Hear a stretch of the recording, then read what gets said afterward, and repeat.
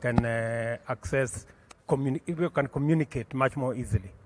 Yes. So are you going to make sure that part of your priorities are the 400 markets that we have identified to build around the country? Yes, Your Excellency, we will prioritize to work with Ministry of Lands and Housing on the markets, the 400 markets, to ensure there is connectivity. We are also going to work even in the affordable housing so that we also introduce this infrastructure in the parks that will be within the affordable housing. You are aware we are also doing 47 county aggregation and industrial parks. Yes. And those will be centers of commerce. Yes, Your Excellency. We want to make sure that we introduce COMEX, commodity exchange, yes, where one county aggregation and industrial park can know what products are there, what are the prices, yes, connected to the other, and they can be able to move prices around depending on where they get the best market, and to make sure that there is even supply of products around the country. Yes, Your Excellency. You're aware of that? I'm aware of that. So how are you going to work with Moses Kuria? We are already working with, in partnership with the Ministry of Trade to ensure that in each and every one of these industrial parks, first of all, there will be last mile connectivity of fiber, and we are putting internet. Yes, to facilitate, in the hubs. In the county aggregation and industrial parks. Okay? All of them. Yes. Yes. As the industrial parks are being established, actually it is part and parcel of the bill of quantities. I want you to work with Governor Sakaja to make sure we have the plan of 20 markets in Nairobi, Governor. And you have already organized the border people into identifiable circles in stages. We had a meeting with them here the other day. Yes, Excellency. I would want you maybe to work with the ministry so that those people, together with the markets we are building, and even the ones that exist, Yes. and also the border circle stages are part of this ecosystem we are building. Yes, I will do that. Already we're working with Waziri in some of the markets, City Market, Mudurwa, a few of them already have connectivity. Kenyatta Market. Do we have Kenyatta Market connected? Kenyatta Market is connected, Your Excellency. Mudurwa is connected? City Market. City Market. Next we are going to Makina Market in Kibera. So please give priority to all. I want you to work with Governor. Yes. Give priority to all the markets that already exist. Yes. Because there is already a lot of activity, a lot of people, yes, people requiring access to internet in the existing markets, yes, so that we can build it up from there, even as we are. Yeah, we'll do that. We'll work together. Okay? Thank you. Your Excellency, we will also work with the private sector to ensure that the SMEs, the businesses near the market, can be provided. So we'll be inviting those who are registered within our regulatory environment, communications authority, to play a big stake by now connecting the rest of the country to increase the connectivity from the current 1 million to about 3 million. Your Excellency, yes. Your Excellency, one last thing is, other than the e-commerce, this Gavam Kononi facility will allow all citizens to apply and process government services from their phone.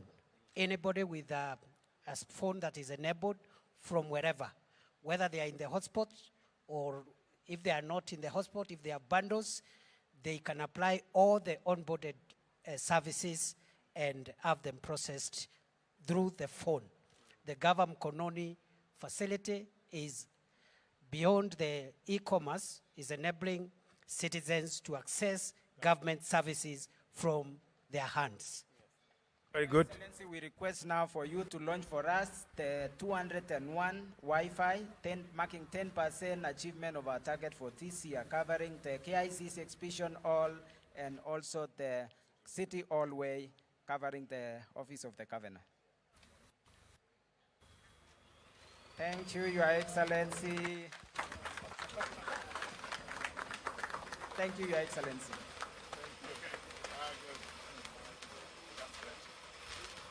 Can people now around here, can they access the mujaribu? Iko sawa? Very good. So you can do something. Asante sana. As a county, what we've also done is a physical naming and addressing system for e-commerce.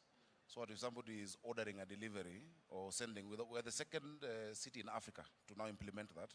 And so we'll plug into their system for the physical addressing. So you have a unique digital address for deliveries or for dispatching for your business, for commerce. So we link up with the ministry. Make sure that, because I hope you're working with the county together with what we were doing around that space. It's a joint effort. Yes, we are working in partnership with the counties because the direction we want to have a national addressing system on the basis of which our e-commerce can be anchored. Thank you, Excellency.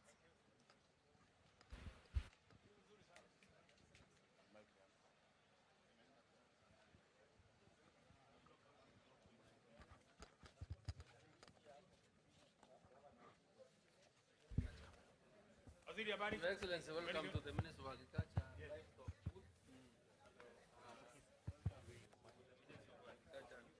Livestock booth. And Your Excellency, in furtherance to your dream of achieving a paperless government, I wish to report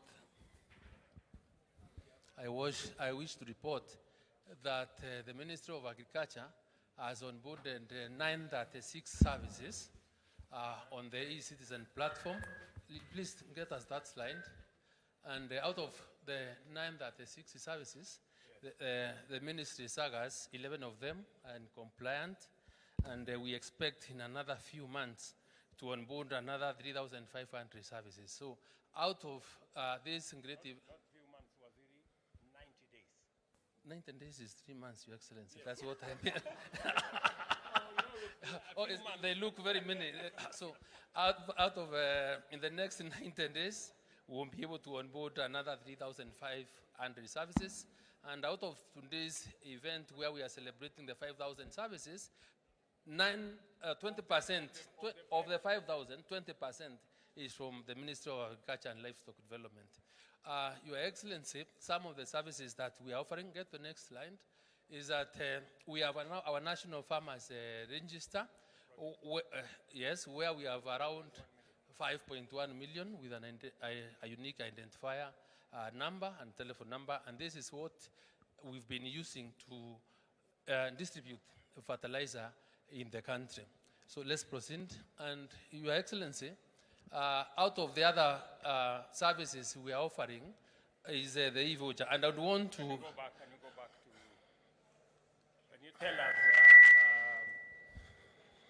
Can you tell us how many... What is all this? How many bags of fertilizer did you get? Because we should be able to... Correct. Yes, just get to that slide where out of this e-voucher system, Your Excellency, we've been able to serve 40 counties. We have distributed 3.2 million bags of fertilizer to 4,885 farmers. So the number of vouchers that have been redeemed this system is around 3.6 million vouchers. And from this, Your Excellency, you can be able to find that even for the next short range, we have in stock 763,000 bags. So the value of the volume transacted through system is around 11.3 billion. By the farmers? By the farmers. Great. So let's proceed. So I think, Your Excellency, for purposes of the country in getting to really understand, because this is one of our success stories, we have a farmer here from Kwale, who, if your time allows, you can make a demonstration for everyone to be able to see. So, send the message to Mr. Sa is here, Your Excellency. Please, we want you to redeem now the fertilizer. You get an SMS, then when he gets an SMS, you'll be able, like every farmer got, yeah? Even me, I got mine. Yeah. They offered me the exact, the one what I was looking for. 1,000. The voucher code must be fed into our system because that is what will make his money acceptable when he pays through M-Pesa.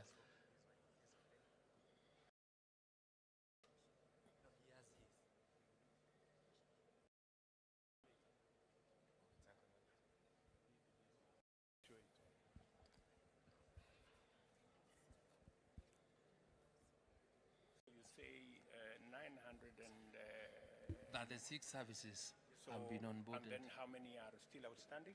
3,500, which we also expect in another 90 days. So some of them are halfway done. Halfway, correct, halfway done. And I am sure by the end of the year, then we'll be able to onboard more. This is how we do the redeeming of the e-subsidy voucher. When the farmer comes, he comes with a message from the Minister of Agriculture. Me, I work in the warehouse industrial area here, that is National Cereals Board. And when the farmer comes, we ascertain the message and we take the codes. Every code has a meaning. There's a code for top dressing, there's a code for planting, there's a code for coffee fertilizers. When he comes in, we log in the mezzanine system, and we ask the customer about the whole information, that is the details, phone number, ID number, and then the voucher code. This is how we key in. The moment you enter the voucher code, it will bring you the information about the farmer, and the farmer will be asked the quantity. The better part of this system, you can purchase as per your pocket. If you want 2 bags, if you want 10, if you want the whole of the allocation. So the farmer here is telling me he's ready to purchase 6 bags of fertilizer, planting fertilizer. And I will key in 6. Just hold on, madam. Hold on. So how did you arrive at, you can see in the system it is saying bags available is 6. Is it because when the farmer was registered, he gave the acreage of his farm, and therefore the system already knows that for a farm this size, then the fertilizer should be made available to him is 6 bags. Is that correct? Yes, His Excellency. That is correct. Yes. That is to avoid a farmer buying more than his farm can take. Exactly. Because if you buy more than your farm can take, it means you are doing some other stories with it. Yes. And because you don't want a farmer to buy and go and trade with it, yes, it must be for his farm. Yes. Is that the case? Yes. Okay, proceed. Yeah, I'll go ahead and put the total number of the farmer who is ready to purchase, and the moment I click set the quantity, and then we'll, kindly, yeah.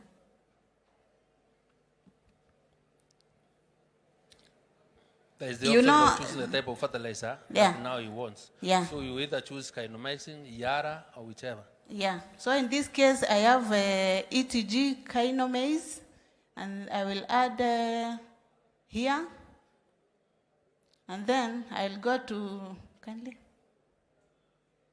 I'll go to next, and I'll just do STK push for the payment. Now, when I push this, the message will pop in, will prompt in the customer's... The amount of money he's supposed to pay. Farmer, wake up. You want to see the message. Read the message from your phone. And so that now you can pay. And home. I got home. It will prompt. It will prompt. So the message for payment will, now you can put in direct your M-Pesa PIN. You can see it's a prompt message asking you to put your M-Pesa PIN for the payment. The moment you put in your PIN, the money reflects the account, and it is ready. PIN.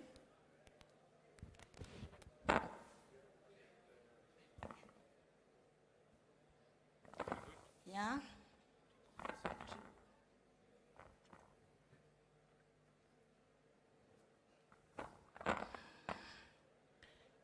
Yeah, the message from M-Pesa that confirmed 21,000.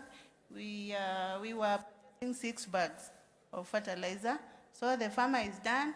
We are waiting for a confirmation in my phone because I'm the custodian of this fertilizer. So I need that confirmation that the process is done. Very Now, when it has come. Can you read for us what the message Yeah, says? it is telling me, dear America Sioka, you have issued Anthony Kilonzo Matolo with 6 bags of fertilizer with a value Kenya shillings. Yeah, that's the first message. The second message. Kenya shillings what? Yeah, Kenya shillings. It's not indicated here, but the one I pushed for 21,000. 21,000. One bag is going for that 3,500 shillings per bag. That is 50 kg. So the first message will tell you that I have issued from the allocation. Remember allocation I have entered here in my phone. The other message will tell me that you have successfully redeemed 6 bags of fertilizer from e-code. This code voucher they are giving me. I'm sure. The one that is specific to... Yeah, the one I used to redeem. Okay. So that is the end of that. And then I refresh here and the message will... The whole transaction will be done. Yes. And from there, I'll go with the customer to my store. I'll first raise a receipt. There's a receipt showing that customer is free to walk away with 6 bags of maize, or 6 bags of fertilizer, sorry. So from there, I'll work with my customer to the store to issue the fertilizer. Very good. And that's how it is. Congratulations. Your Excellency, it's also important to note that is the process, Madam Mary. That is the process through which the 3.2 million bags of fertilizer was used to deliver to farmers. That is the process. So every farmer got a message that your farm, you are free to redeem so much fertilizer for your farm. Did every farmer buy the maximum or some bought less? They can, the farmer comes and buys the maximum because that's the acreage. Yes. That was registered. But they can also buy less or can they buy less or more? You can come for today, you buy for few, and then after a while you come and then finish your allocation. Okay. Yes. Can a farmer buy more than what is allocated to No, them? it will never allow. Yeah, okay. It cannot allow. Your Excellency, the farmer can only buy less than the allocation. And when you buy less, the system will tell you you have taken 3 out of the 6 and you have unbalanced. So any other time you are able to pay for the remaining 3, you can pay. What is the difference, Waziri, between this year and last year on terms of availability of fertilizer? The farmers have been able to receive fertilizer with a lot of ease, with a lot of convenience, because they only have to engage through their forms and going to the nearest depot where we are selling fertilizer. And we have also been able to completely reduce the taking up of fertilizer by farmers who ordinarily exploited the system to have more fertilizer than they would have ordinarily used and hence selling. So there is no way that this time round you can be able to have excess fertilizer which we are not using for sale. What are you doing? Because there are farmers who still feel the stores are too far. Are you thinking of how you can make the fertilizer available closer to the farm? That is an issue that is a challenge, and now we are trying to work closely with the county government so that they can be able to deliver the last mile to the nearest stations where the farmers are. We are also trying to explore a situation whereby with time we'll be able to capture and be able to get to know the agrovets that are strongly have capacity to take up the fertilizer and be able to distribute the fertilizer to our farmers. So by integrating them into the system, once we are satisfied that they have the necessary capacity and integrity that we require. Your Excellency, the other thing that we are really keen on, get me to the COP app. We are also trying to give farmers e-extension services and advisories on how the weather looks like in all the 1451s in the country. So through this, Your Excellency, if you come from Uasin-Gishu, if we are to get to Uasin-Gishu, we will be able to get the Uasin-Gishu county, to which sub-county, and which won't. Then you are able to see for the next 14 days how the weather patterns would be like. And when you have the weather patterns, how the weather patterns look like, then we have the other application whereby you will be able to get into that system where from using the same criteria, the county, the sub-county, and the ward, you will be able to get the best crops possible to plant at that particular time, making it easy for our farmers to be able to access our e-extension services so that they are properly informed on what best to do at any one particular time. How do you get into that service? Get the president to USSD, is it this USSD well, use 616? SSD code by dialing, let's get here. For example, let's do a demo with the Washington Gishu. Because that's where you come from. Because if we don't give you the information that is clear in your mind, then you may think probably it may not be correct. So when we give you a demo with Washington Gishu, you can immediately go home and get to know whether there is rain or there is no rain now. So let us kindly look. So Your Excellency, this is how the weather forecast looks like in soy. And but I don't come from soy. And you not get let us take him to his word. I don't come from soy. Ask our client to be able to give you the right details. I come from Moiben. Yeah.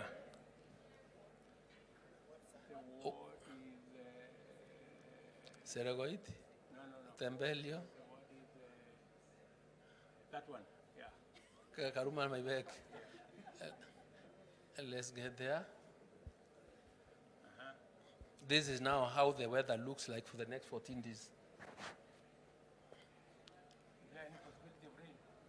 This is from the 1st of July to the 12th of July. A bit of rain around the 6th. Yes. Next week. Yeah. Okay.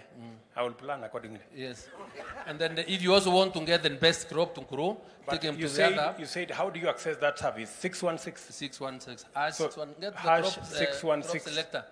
616 star 616 hash. Yes. So in your form now, they'll give you a menu. You will go to those, you will go stage by stage, and you'll get the information. Have you rolled out this program? It's already available online. It is already available, and we are live. That's why we are able to test it now. If there is Kenya any farmer, Agricultural Observatory platform. This is for climate. This one now is also called the crop selector. Where in the same county, for example, you put Washington Gishu, get me Washington Gishu. The sub-county is Moiben, Karuku, the other one, Karunambek, Maibek. So here, Your Excellency, we will be able to show you the best crops that you can grow. We will start with the cereals, that is the maize, and the type of varieties that will do best there. Then we also go to the flowers. Yes, the flowers. So let's proceed. We have the fruit trees. We have mangoes do well, the pears, and the mushroom. And this is how we expect through this appreciation of the digital technology to get our farmers. Is it available only in Uasin Gishu or The countrywide? whole country. You can pick any part of the country that you want to check. The whole country? The whole country, Your Excellency. Can you go to Wajir? And Wajir.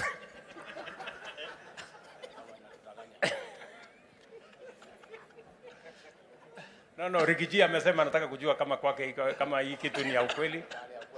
Tuanze na, okay. Tuende Nyeri kwanza.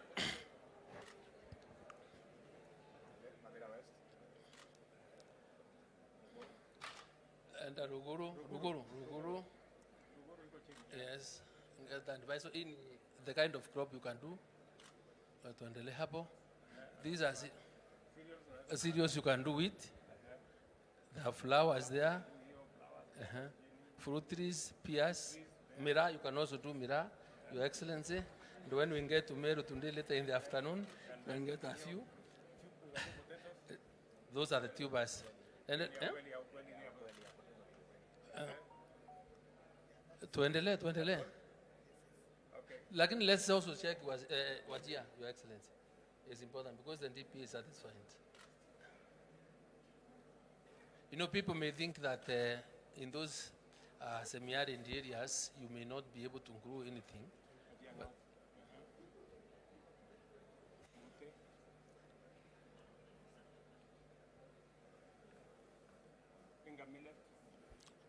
foxtail millet. You can do maize also.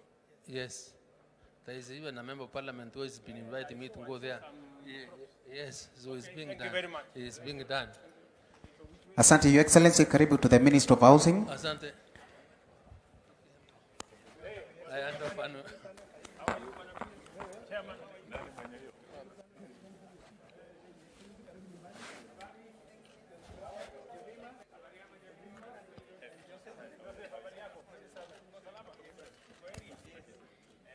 Yeah. Your Excellency, karibu nyumbani, karibu nyumbani. This is State Department of Housing and Urban Development. Your Excellency, the seat you are sitting on and all the furnitures you see around, they've been made by our local Juakari. So apart from the four walls and the roof, Your Excellency, we're also creating employment and work for our Kenyans. And Your Excellency, to access the affordable housing project, you go through Boma Yangu platform. This is a state-owned, developed platform, and but managed through eCitizen. Your Excellency, to register, you go through a code, USSD code, *832#, and from that registration, Your Excellency, now you are able to save and eventually be allocated a house. With us here, Your Excellency, we have two Kenyans who have gone through that process, Jemima and Joseph, and I wanted them to do a real-time allocation where Jemima has saved about, she'll tell us how much she has saved, and Joseph also will tell us how much he has saved, and today they are going to be proud owners of houses at Starehe project. So, no, the Starehe. Electric lounge. Yes, under construction. Yes. They are booking. Yes, they are booking. Yes. So, Your Excellency, thank you so much. My name's Alejemima Nyaboke Lachami. I come from Kisii. Kisii, we are privileged, we have the soft-stone carvings. So I started doing the work when I was young. So I know how to do the smaller things of the carvings, which attracts the tourists sometimes and the local customers. But most of my customers are the local customers. So when they buy from me, the little money I get, I have 4 kids. I have to pay the school fees for them, and the little I have to save because I was interested in Boma Yangu. Boma Yangu, I like it because I want to hold my own house, which is near to town, our city. And as you can see, I'm somehow disabled, so I want somewhere where I'm capable of walking even town, doing like walking alone, and where I can easily reach my customers. So the little I've saved is 413,000, which I think through you, Your Excellency, thanks a lot for what you are doing. Because of this program of saving, I would like to have the Starehe housing 3-bedroom house, which will allow me to meet my family. So that's my... Already, Your Excellency, she has saved 413,500. Na hiyo kusave, mtu unachinyima, si ati ni pesa unapata once. Savings means the little you get, you save. As time goes by, you end up getting, it's growing. With time, it's growing. The little time I get, the little money I get from the small business, I save. That's how it has come to 413,500. So, Your Excellency, I'm happy. The challenge I have with my business, which I may say, is because of access of the customers. Most of my things are carved in Kenya, which attracts tourism. I have the problem of exporting because I have a lot of time because it's a family business. Most of my family, they know how to carve and how to do the finishing. So we want to export. The only challenge is reaching the customers, which will buy in big quantities. So to me, Your Excellency, this is not an easy thing. Reaching you, Your Excellency, is not easy. It's a chance, one chance given in life. So I could like you to assist me if I can please the Excellency for Trade, Mr. Kuria, so who is, I think, will access me how I can reach the tourism people, or I can do my export to foreign countries like European countries, which would like my things because I do them as a loan. And I can even encourage those ones who are disabled like me. When you are disabled, you are not disabled like that. Disability is not an inability. You can save the little you get. Even the Mama Boga people, you can save the small things. 50 shillings, 100 shillings will make you achieve Boma Yangu house, which will make you change your life completely. Thank you, Your Excellency. Thank you very much, Madam Nyaboke. You have said three things here. Number one is this furniture. So you are aware that we have all this furniture that is here. We have decided as a government that all furniture that we are going to be using in Kenya, starting with those we buy as government, must be furniture that is locally made. The Buy Kenya, Build Kenya must have some meaning, number one. And that is why we have said in this year's budget that importing furniture will attract taxes, because we believe we have built enough human capital, enough skills and expertise to be able to make furniture in Kenya that is good quality and that can serve us. That's number one. And I want to encourage Kenyans, wherever they are, you should be able to buy local furniture that is made by our young people, that is made by our entrepreneurs. Number one. Number two, Madam Nyaboke here has said is engaging on this platform of Boma Yangu. And in Boma Yangu, you don't have to know anybody. You don't have to know the PS, you don't have to know the chief, you don't have to know the next guy. It is just by going, what is that USSD number? Star 832 hash. We are telling the people of Kenya, the same way you do star 254 hash to get onto Hustler Fund. You now need, if you are looking for a house, don't look for the chief. Don't look for the assistant chief. Don't look for the member of parliament. Go to your phone, star 832 hash. You will get onto this platform. You will get the places where government is building houses. We will roll out now this exercise in every county and in every constituency. And you are free to choose where you want to buy a house. If you want to buy a house in Nairobi, even if you live outside Nairobi, you can buy a house in Nairobi. If you want to buy a house in Nyamira, even if you come from any other part of Kenya, you can buy a house in any part of the country. This Boma Yangu will not discriminate. It will take you as a Kenyan, and you need to save so that you can buy a house. We are very happy that now Parliament has approved the program that will enable government deliver on this project of housing so that more Kenyans like Nyaboke here can have access to a house to buy. And we are making those houses affordable. This house that we are building in Starehe is among the affordable houses, but there is a lower category of houses that we are going to have, social houses, that will even be cheaper than this. They also have social housing in this program. So that's very important for us to know, because many Kenyans are asking us, how sure am I that I'm going to get a house? How will I get a house? This is how you get a house under the government's affordable housing program. Hash 832 star 832 hash. You will be there. Begin the process, start the saving, identify the house you want to buy. If it is available, you will, the system will tell you so many houses are available. You can choose which floor, you can choose what type of a house. Are you looking for a social house? Are you looking for a 1 bedroom?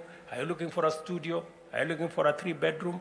It will all be available there, and you don't have to know anybody. Technology has made it possible for us as an administration to eliminate knowing people, favoritism, corruption, that you have to pay somebody to get what you want. The system has no human interaction. We upload and you will know when the house will be available. You will know how much deposit you need for that house. And now that we have the housing levy, we will not only make these houses a lot more affordable, but there will be a mechanism for you to access a mortgage for us to make it possible for more Kenyans to own homes. I think that is, yes. But also it's important to note that Boma Yangu is actually a marketplace. So everyone that is in the market is integrated. So for example, Starehe, the developer, is here. So Starehe units are already uploaded. The financiers are also uploaded. The Juakali people are also uploaded. So everything, it's a digital space where we bring everybody that is dealing with the matters to do with housing on one platform. So that is very important. And the other thing that is very important, Your Excellency, and I think that is what you have alluded to, is that we are rolling out housing in every constituency. So far, under evaluation, right now we have the first 29, which are almost ready.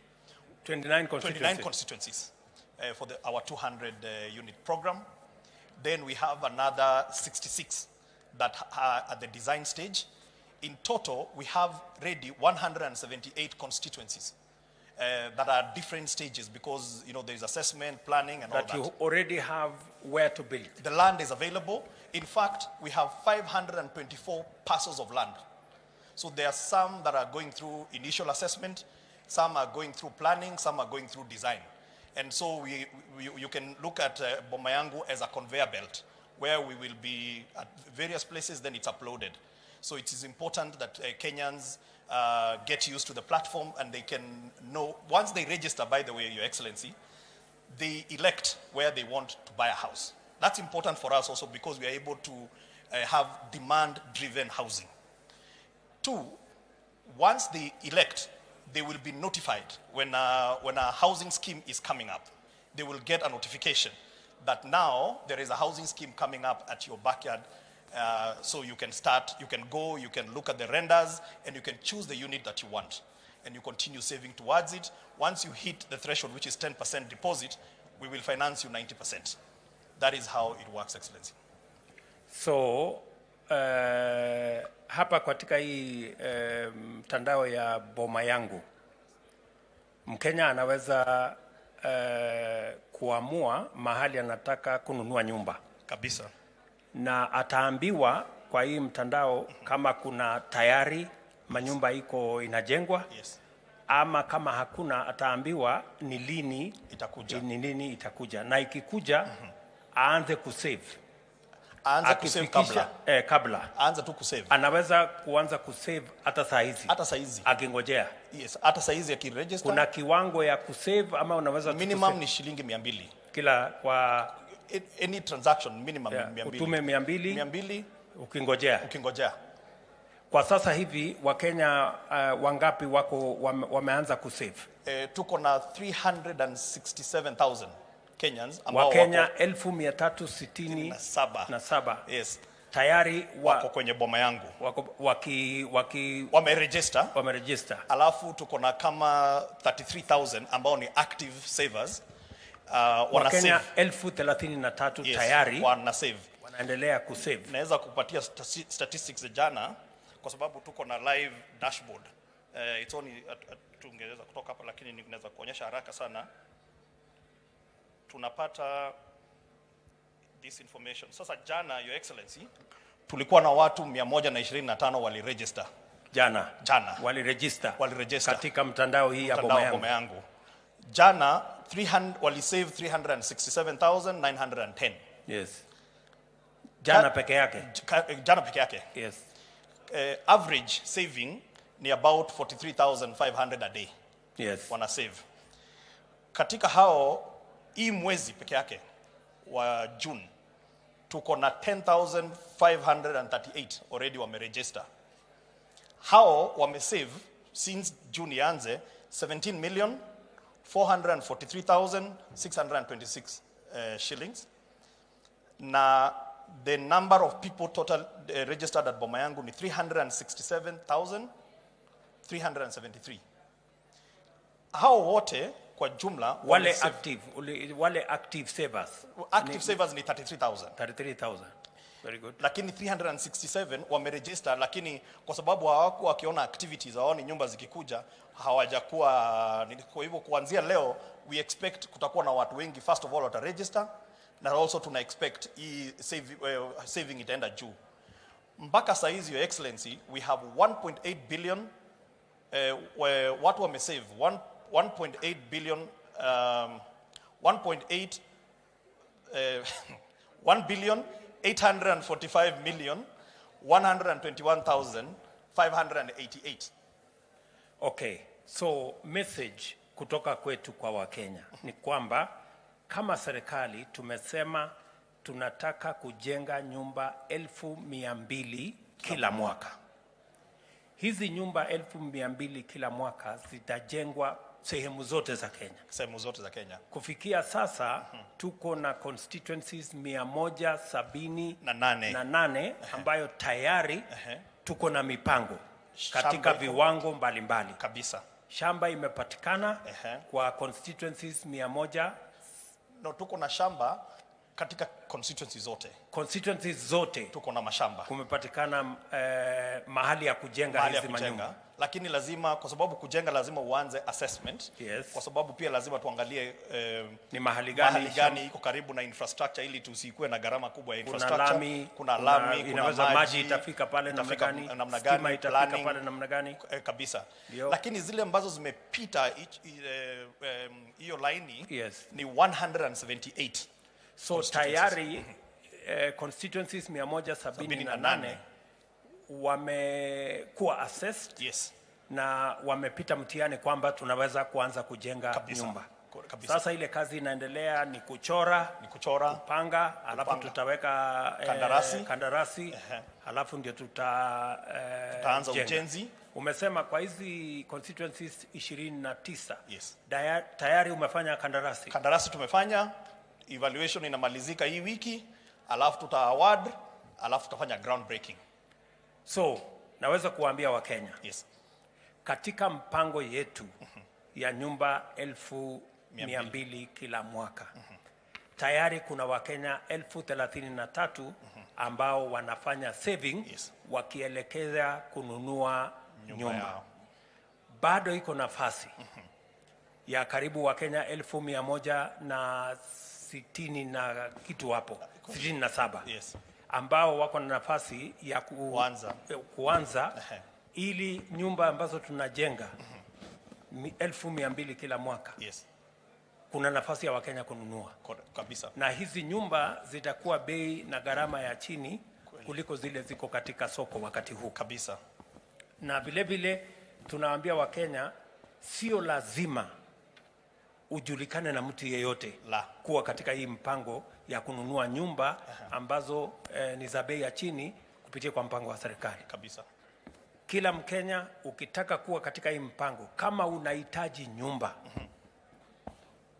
enda kwa simu yako *832# utakuwa kwa hii mtandao. Utakuwa kwenye mtandao. Alafu utasema unataka nyumba, utaonyeshwa mahali kuna mpango ya kujenga nyumba. Yes. Ni nyumba kiasi gani, ni 1 bedroom, ni 2 bedroom, ni 3 bedroom, ni studio, social house, ni namna hii, alafu utajipanga kuanzia hapo. Kweli. Lakini ya muhimu, anza saving. Anza saving. Na unaweza kuanza na pesa kidogo, shilingi 200. Unaweza kuweka pale. Unaweza kuweka pale. Ndio Mkenya ataniuliza na nikiwa na 100 ngoje ujaze ikuwe 200. Alafu weke save. Kweli. Lakini ukiwa na 1,000, 2,000, 3,000, 4,000, 10,000 endelea. Kweli. Na kuchangia. Si namna hiyo? Namna hiyo. Tuko pamoja hapo? Tuko pamoja. So Na hiyo mpango sasa imeanza kwa kasi. Inaanza kwa kasi sasa. Sasa kwa sababu Wakenya na bunge wamekubalia serikali katika ile 1.5%. Yes. Ambayo Wakenya watalipia na watalipiwa na wale wamewaajiri 1.5%. Itasaidia idara yako kwa njia gani katika hii mpango ya housing? Itatusaidia kwa njia hii, Your Excellency. Sasa tuna wale investors. Tuko na over 200 investors ambao tume on board throughout the period. Wengi wao kama uliona tulikuwa na nyumba tulikuwa tumeweka especially western side ya Kenya. Tulipeleka kandarasi, tulipata tu wachukuzi wawili peke yake. Kwa sababu wakiangalia pale wanasema hawaoni kama kuna manufaa huko ama kuna watu wanataka kununua nyumba. So lakini tukiweka Nairobi na Kiambu na hapa karibu tulikuwa na investors zaidi ya 100. Sasa tunataka kuambia investor hivi. Wewe uje na pesa yako. Tutakupatia shamba mahali ujenge.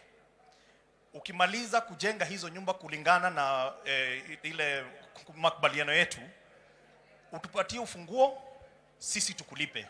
Kwa maana sasa Wakenya wanaanza kujumuisha pesa kila mwezi na tutakupatia ile kitu inaitwa off-take guarantee. Kwa hivyo kule Nyamira ama kama ni Kihancha, you don't need to worry kama ni nani ananunua nyumba huko. Wewe unaona serikali na serikali inakuonyesha iko na pesa, unalipa, sisi tunabaki Wakenya wenyewe wakijiallocate bila wewe investor kushindwa kama wata afford ama hawata afford. Alafu ya pili, Your Excellency, hiyo pesa itatusaidia namna gani? Itatusaidia kupunguza ile riba, interest rate. Interest rate hizi uliona juzi Central Bank wameongeza ile interest rate. Ni kumaanisha kama uko na mortgage huko nje labda karibu ifike 20%. Sasa hivi kwa huu mpango wa serikali kama uko social housing tunakupatia 3% na tunakupatia miaka 30 kulipa na ni fixed. Kwa hivyo hata interest rate ikienda juu yako haiongezeki. Wale wenye wako affordable housing watapata 5%, again fixed mpaka miaka 30. Hivyo tutaweza kufanya mtu ambaye ako wa chini kabisa anaweza pata nyumba a studio at 2,500 ya social housing. Anaweza kupata 1 bedroom ya social housing at 4,500. Atapata 2 bedroom 6,500. Kwa affordable housing itakuwa ni 5,000, 10,000, 15,000 kwa 1 bedroom, 2 bedroom, 3 bedroom respectively.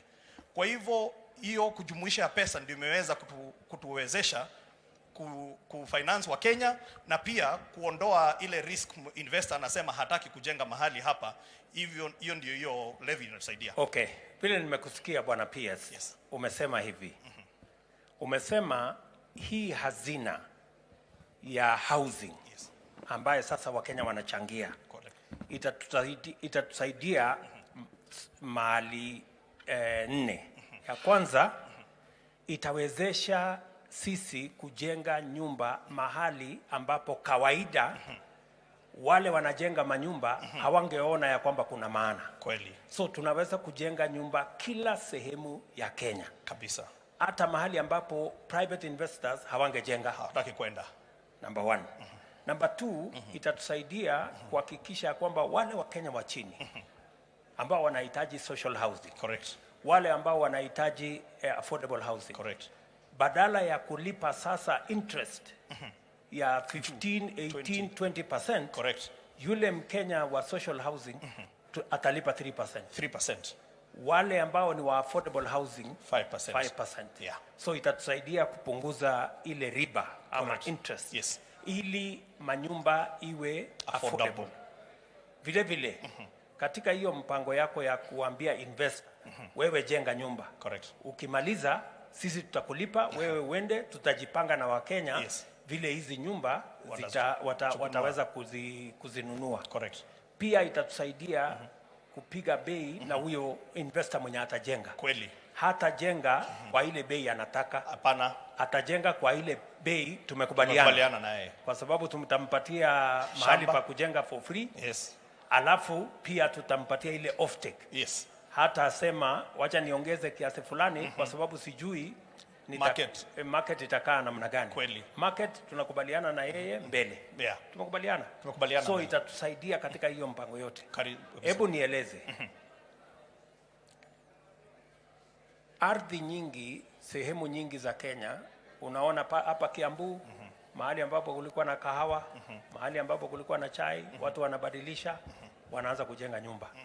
Unakuta watu Kitengela, unakuta watu Isinya, ndio wale wamefika karibu Kajiado, wanatafuta mahali ya kujenga nyumba 50 by 100. Correct.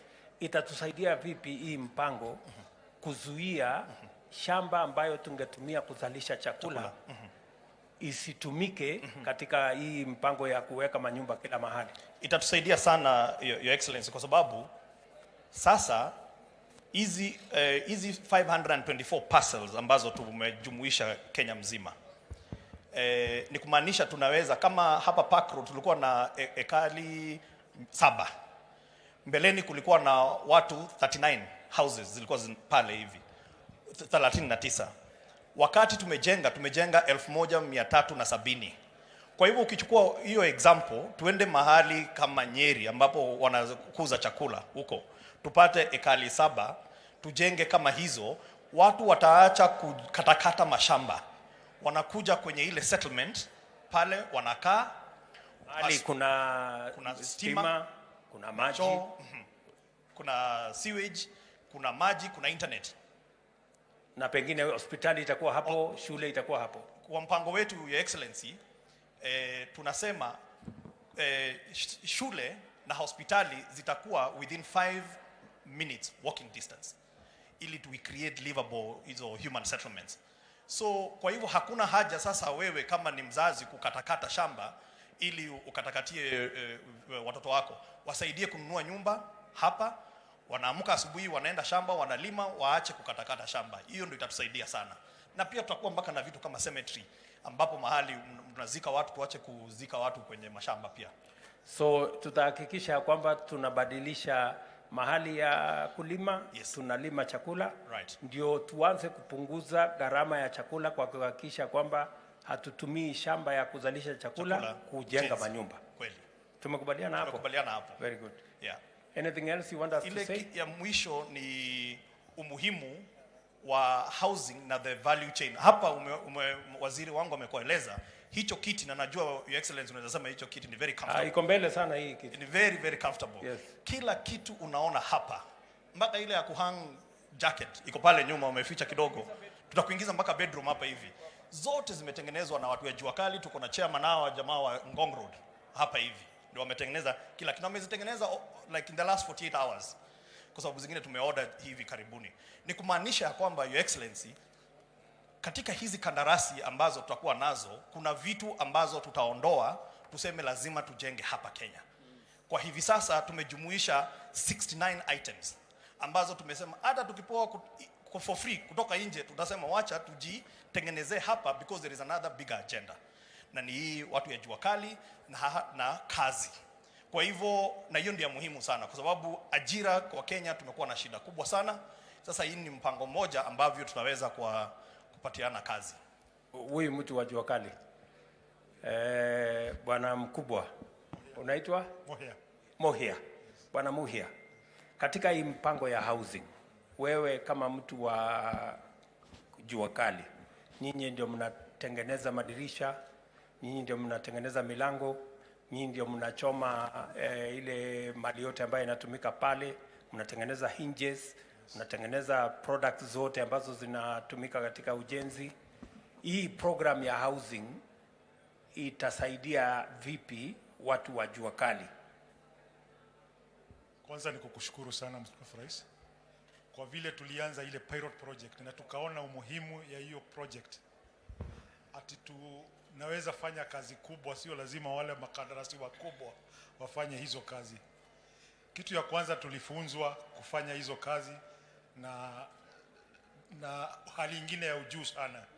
So across the board watu wote wanaweza kuwa wameingia kutoka kwa level ingine mzuri sana, ambapo kila mtu anaweza unazungumzia quality of the product. Quality of the product. Una make sure that iko quality nzuri. Measurement, unajua sisi venye tunafanyanga kazi. Ilikuwa kienyeji kidogo. Kienyeji kidogo. Sasa mmeweka laini. ile group tuko naye na nataka kusaidia kwa hii group ingine tunataka kufanya, kila mtu wa jua kali awe yako sawa sawa. Ile mashida tulipata pale tusiwe na ingine hapo, ndio tuweze kuwezesha watu wetu wafanye kazi vizuri. Na hii nini, hii kitu kingine naweza kukushukuru sana ni maneno ya furniture. Ngong Road unatujua, wewe najua ni mmoja wetu kabisa. Correct. Umetusupport kabisa, hata umechukua mafundi wangu ukapeleka Eldoret siku nyingine vizuri sana. But tunataka exposure. Tukipata tu exposure, watu wanaweza hata tengenezea kitu nyuma ya nyumba na mtu analete kwa display pahali. Kama correct. Hapa tukipatiwa subsidized prices, tunatengeneza 1 quarterly hapa. Yes. Tunaleta vitu kama venye umeziona. I hope hakuna mtu hajafurahia vitu ziko hapa. No, hii kitu iko mbele. Yeah, sasa tukipata ni exposure, lakini imekaa kama wiki kama 3 hii kama haijanunuliwa. Lakini ikikuja hapo watu 100 wanaiuliza. Yes. So tungetaka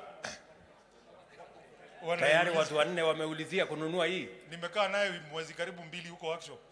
Sasa unaona tukipatiwa exposure tuwe na kitu kidogo tu kama exhibition quarterly.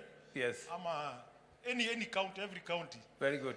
Watu wote wakitengeneza zinakongamana pahali moja zinauzwa. Nitaambia waziri wa trade apange hiyo mambo ya ndio Wakenya wajue ile products tuko nazo, products jua kali inatengeneza, ndio wawache kwenda kununua hizi vitu kutoka sijui dunia gani. China tunataka tulete tu mashini na Wachina wawili wa kutufunza. Wakishamaliza wanapanda ndege tu, sisi tunabaki tukiwatengenezea furniture. Sio kuleta vitu kama hizi huko. Sasa tunataka tuwe upscaled. Yes. Na in the next few years kila mtu anakuwa very good. Hapo sawa kabisa. Ningetaka kuna mzee amekaa karibu na wewe. Alikuwa wacha kuambia tu kwa dakika tu moja. Okay. Mheshimiwa Rais, kwa majina yangu ni Joseph Ngige Kairu ambaye anaishi pande ya Ruiru siku hizi. Na hizo unaishi wapi? Pande ya Ruiru. Ruiru, Kiambu County. Sub County, Ruiru Sub County, Kiambu County. Na nimewahi kuwa bereni hapo mtumishi wa serikali, civil servant. Nimefanya kazi hapa Kahawa kama civil servant miaka 31. Niliingia 1964 nikatoka 1995. Kwa hivyo nikaenda ndio nilijenga kanyumba kidogo hapo Ruiru, ndio nikaleta familia yangu hapo. Kwa hivyo ndio nakaa hapo Ruiru sasa. Hiyo miaka niko naye niliangalia hii mradi nikaona hapana, kwa maana mimi sijaajiriwa na hakuna mtu anaweza kulipa kibarua uzuri niingie kwa hii mradi. Niliingia hii mradi mwaka wa 2019 ndio nilianza kusave kidogo. Sasa angalau niko na pesa kiasi. Kwa hivyo mimi ningeuliza kila mmoja yenu, wazee kwa vijana, wajiunge na hii mradi kwa maana iko na faida. Utapata rumu yako moja ama 2 ama 3 kulingana na mapato yako. Kwa nini usitoe? So naona hapa mzee umesave kuanzia tarehe 8 Januari. Ulianza zamani kidogo? 1981. Alianza huku chini. 2019. Naona ulisave 2019, umesave 1000, 2000, 200, 10,000 pale November. Hii 10,000 ulikuwa umeuza kitu? Kidogo. Naona umesave hapo. Ndio hiyo 20,000, 1,000, 20,000. Sasa hii umefikisha 550. Ndio ningeuliza hata vijana kwa hii kwa boma yangu hii. Vijana mjiunge na hii mradi. Sasa unataka hawa wengine wote wajiunge kwa kupenda kwenu. So nia yako kwa hii mpango unategea nyumba gani? Mimi nategea rumu moja tu. Wapi ume-identify mahali Starehe. Pale Starehe. Unangojea hiyo ya Starehe. Tayari ume-identify ni gani? Which room? Uko na bedroom ngapi? Unataka one bed? Room moja tu. Ile one bedroom. Unataka kutumia kwa njia gani? Nataka kukaa ndio iwe makumbusho yangu. Yes. Kwa vile nimekaa kahawa hapa na ni Nairobi. Sasa miaka 31. Nataka kuonyesha watoto yangu ile jasho nilikuwa nafanya hapa kahawa ndio hii. Miaka 31. Asante sana. Asante sana. Shukrani. Mheshimiwa Rais, huyu mzee amefanya bidii kabisa. Na alikuwa civil servant. Hata mimi nilikuwa civil servant, nilikuwa na save kidogo kidogo, amesave over 500. Mimi nitamuongeza 300 tuongeze kwa ile yake.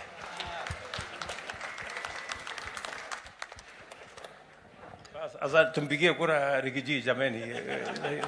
Kusukuma hii mzee. Si ndio? Hii ni sawa. Hii ni sawa. Unataka niongeze kitu hata mimi?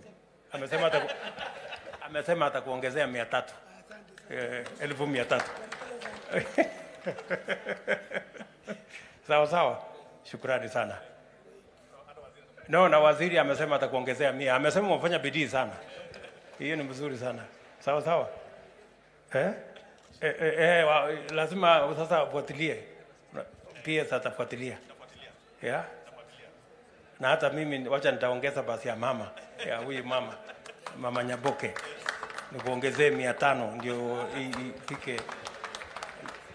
Ndio sasa tuendelee namna hiyo. So asante sana. Thank you very much.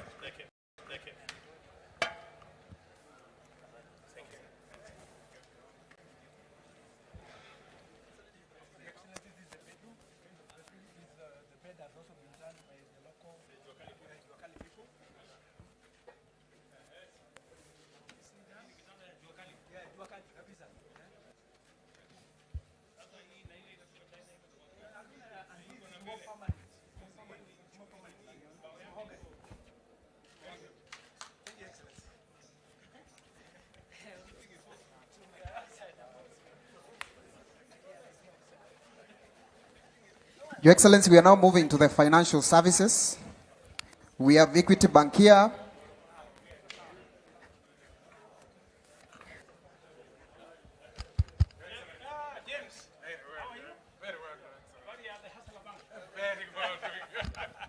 Your Excellency, this is a very visionary step of integrating private sector and government and offering the entire infrastructure or backbone for the convenience of citizens. So we've been able to load the 5,000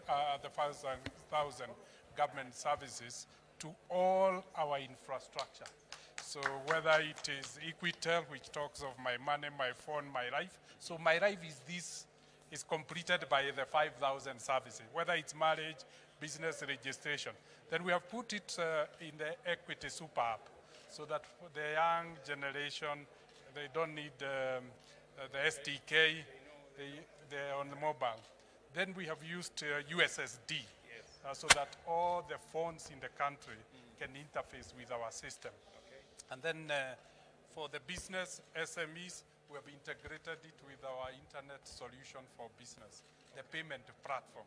So there's no business, whether it's micro, small, it has a payment capability. And then for rural areas where they may not be very integrated, then the agents. Okay. So the agents, 40,000 agents have access now to that capability. They can receive all the 5,000 payments.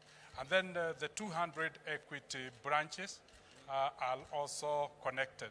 So today we have an agent here, and we can see, and we have a branch here, and how we have simplified it. Okay. So the most important thing is the 222. So it's as easy as that. But from research, we believe if we digitize 10% of the economy, we'll be able to achieve a 1% growth of GDP. So, and that is the secret. And that is the power of integration of private sector. Your Excellency. Thank you. Your Excellency. So, what you are saying, James, is that you have how many agents across Kenya? 40,000 agents. So I can tell the people of Kenya that you can now access government services, the 5,000 government services. If you go to any agent of Equity, they will also have an app for the 5,000 government services. Is that correct? That's true, Your Excellency. So And they don't have to travel to looking for a government office. They don't need to look for a government office. We have integrated business and government. So they can come if they want to know what their electricity bill is, what their status of land is. They can come to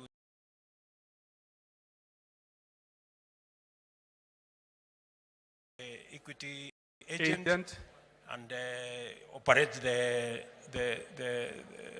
facility there, and they can have access to government service. That's true, Your Excellency. But more importantly, they can also go to their app. They can do this, all these, including our diaspora. Okay. They can use the app to pay for their families back at home, government services. People paying late, those who have plots, they can pay for the plots from the US or any other country using the infrastructure of the bank. You're also saying I don't have to go to the Ministry of Lands office. Absolutely, Your Excellency. I can either operate it on my phone, or I can, if I don't have a smartphone, you go to the agent. I go to the agent, and we have the Equity agents, 40,000. I am told we have 250,000 Safaricom agents also who work with you. And Excellency, we are also integrating pay with equity merchants, all the shops, which are 900,000. That is phase 2 of integration. Okay. So that we will have more than 1 million points through which so government services will be available everywhere? Everywhere, including at the village level. The village shop, Your Excellency. And you don't have to look for the DC's office, or I don't know whose office. The DC's office has come to the phone. Gava mashinani. Na mkononi, Your Excellency. Okay. Thank you. Yeah. So. Paying for, I'll be paying for my good conduct. Yes, certificate of good conduct. Yes. I will go to government and tax payment. I'll select e-citizen, and then I will input the reference number that I have generated from the portal. I have it here with me. I have it here with me, KMWD. Then it will validate. Let me try again. Yes, it will validated. Then I have to input the amount that I meant to pay for good conduct. That is 1050. Just add, I just add 1005. That is okay. Then I proceed with payment. I input my agent PIN. I proceed with the transaction. It will ask me whether I'll be paying for this amount. I agree. And then it will print a receipt. And then once it prints the receipt, I will go to the portal, complete the transaction. Then I can print the receipt from the portal. I go take my fingerprints at the DCI's office. And then I'll wait for my good. Exactly. No risk of carrying money. Yeah.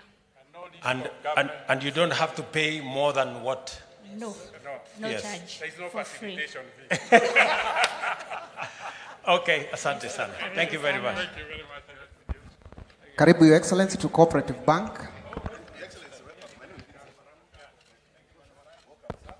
Welcome to Cooperative Bank, Your Excellency. You can have a seat here, then I take you shortly on the things we are doing. Thank you, Your Excellency. So Cooperative Bank has been at the forefront of government integrations. Right now, Your Excellency, KRA, NSF, NHIF, you're able to pay through our M-Corp Cash Point, which is a mobile platform. We've also been able, Your Excellency, to be able to pay the elderly through the Inua Jamii.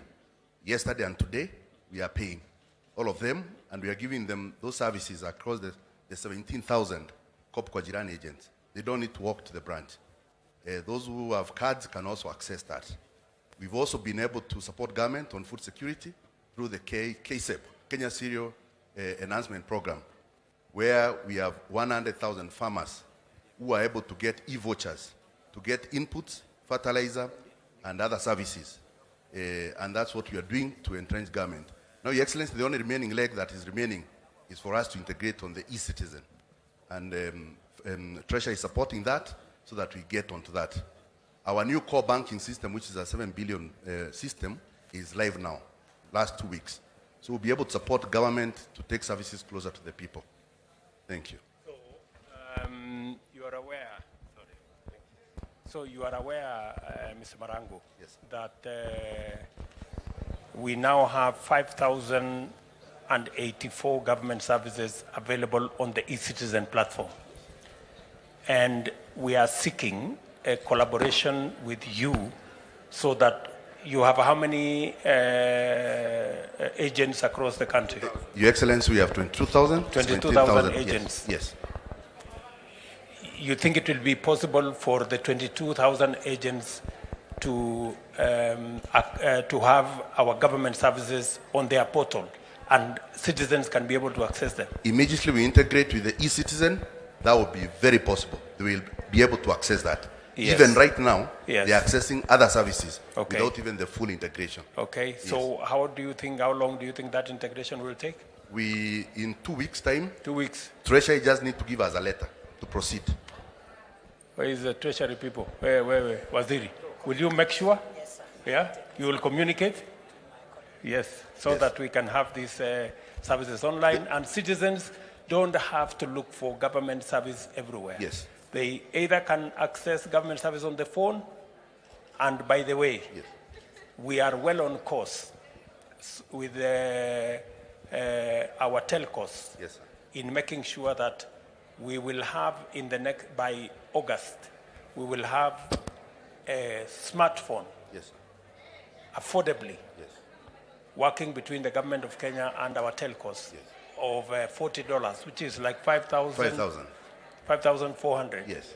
You can now have a smartphone where all government services, including what you people are looking for, will be available. Yes. Is that okay? And Your Excellency, on revenue collection, Governor Sakaja is here. For Nairobi County, we are collecting his revenues and also for KRA and 27 other counties. Okay. Yes. Very good. They are supporting you. Congratulations. It is our intention that, for a very long time, accessing government services has been a very painful exercise.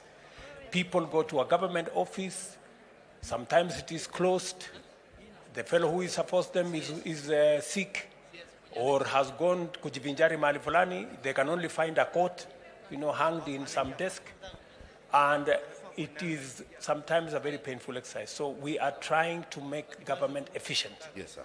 We are trying to make government effective by making sure that you don't have to queue, you don't have to travel, you don't have to pay pass fare.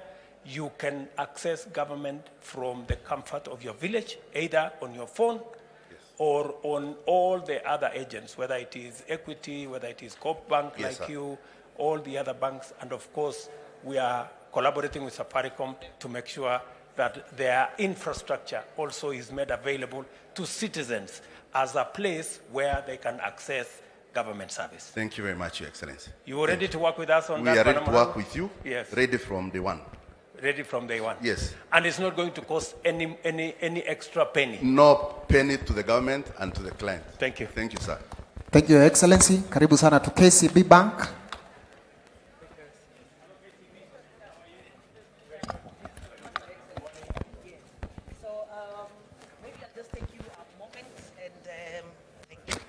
And explain about the eCitizen Bank.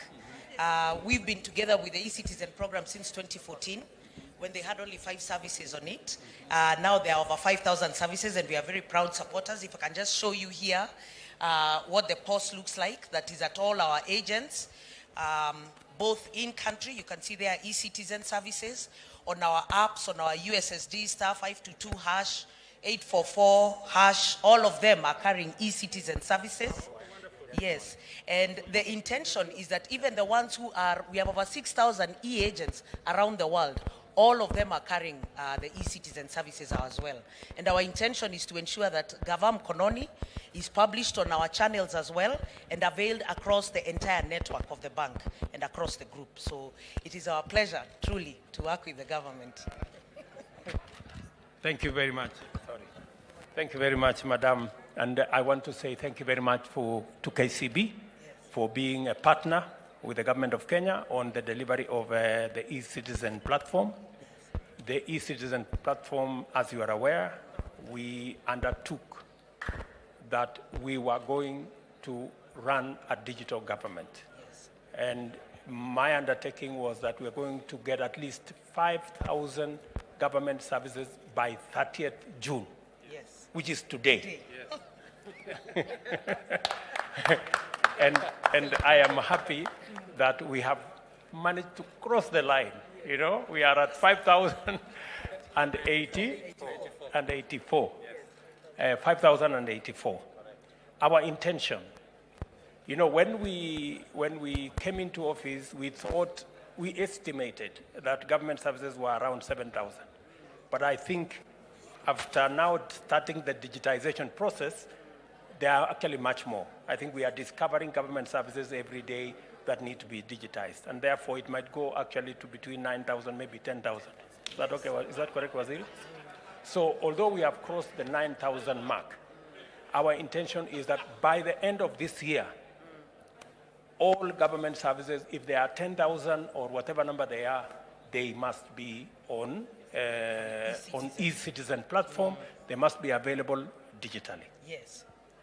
And part of what we are doing to make sure that as government government services go to the digital platform, citizens must also have access to the internet. Because if they are available online and citizens cannot go online, then it becomes difficult.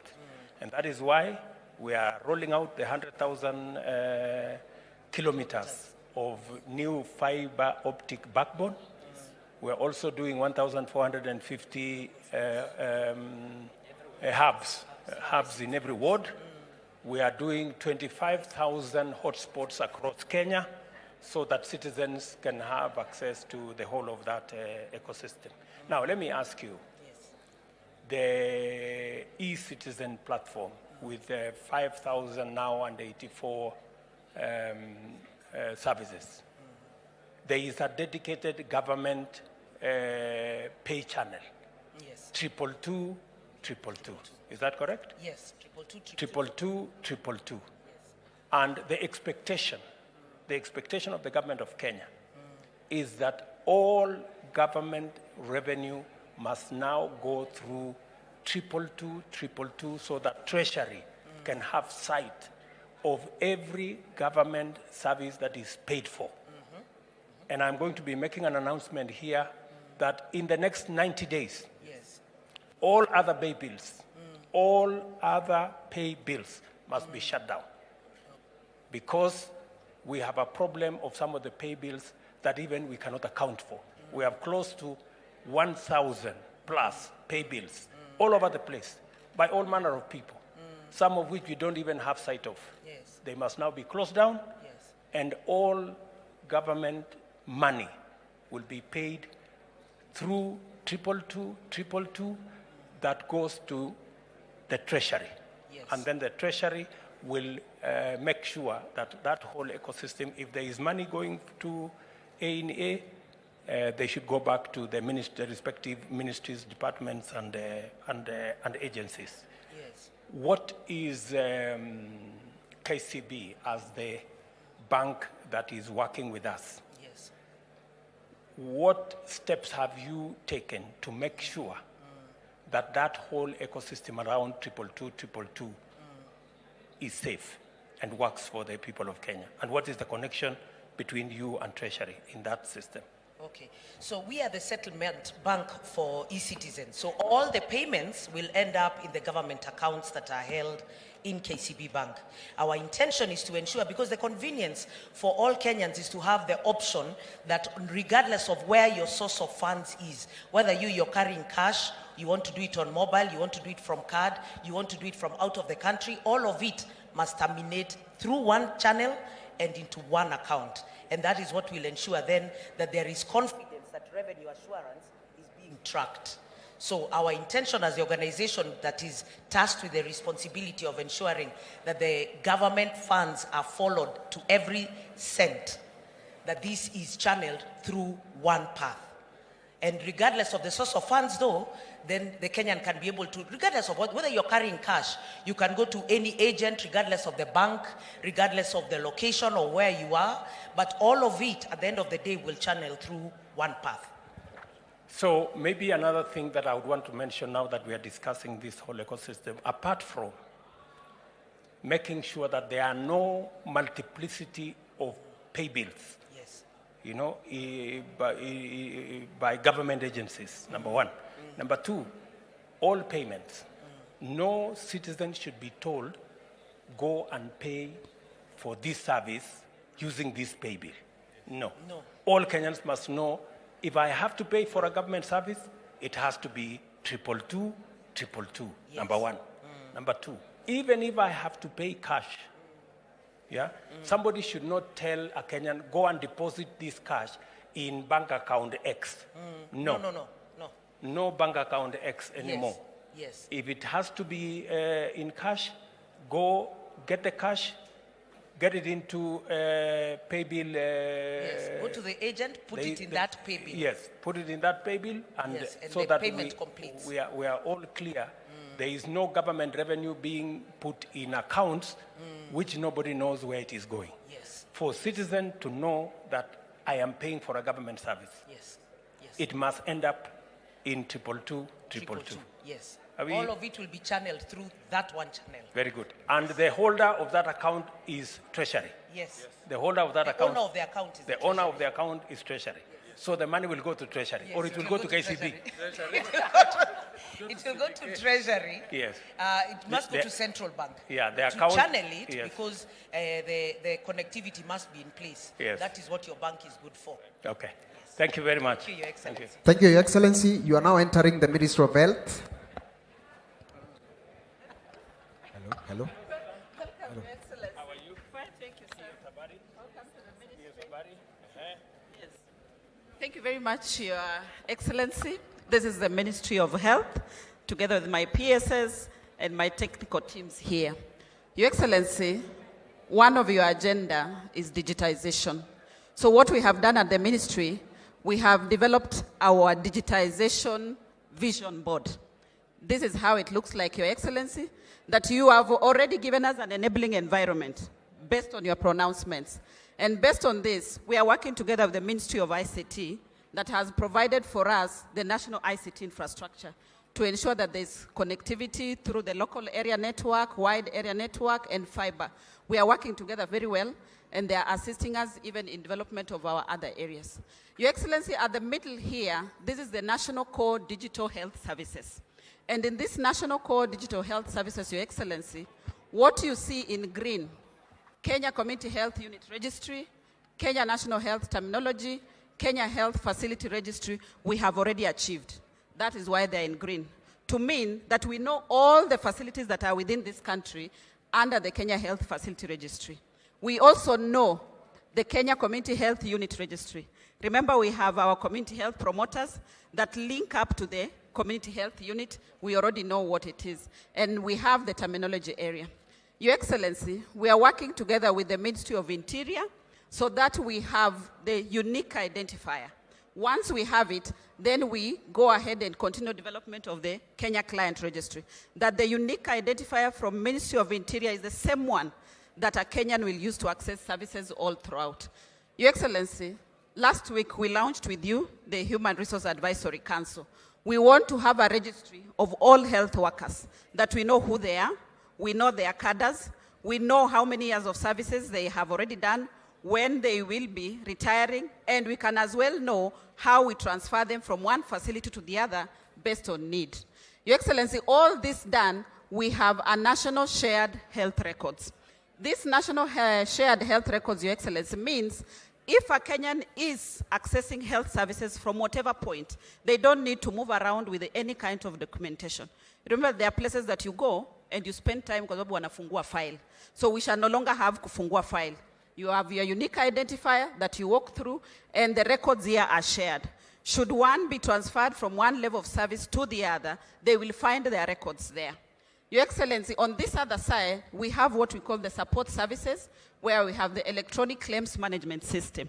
the issues that we are having at NHIF, Your Excellency, those are going to be a thing of the past. Because as you move through the services, there is an invoice that is being generated automatically.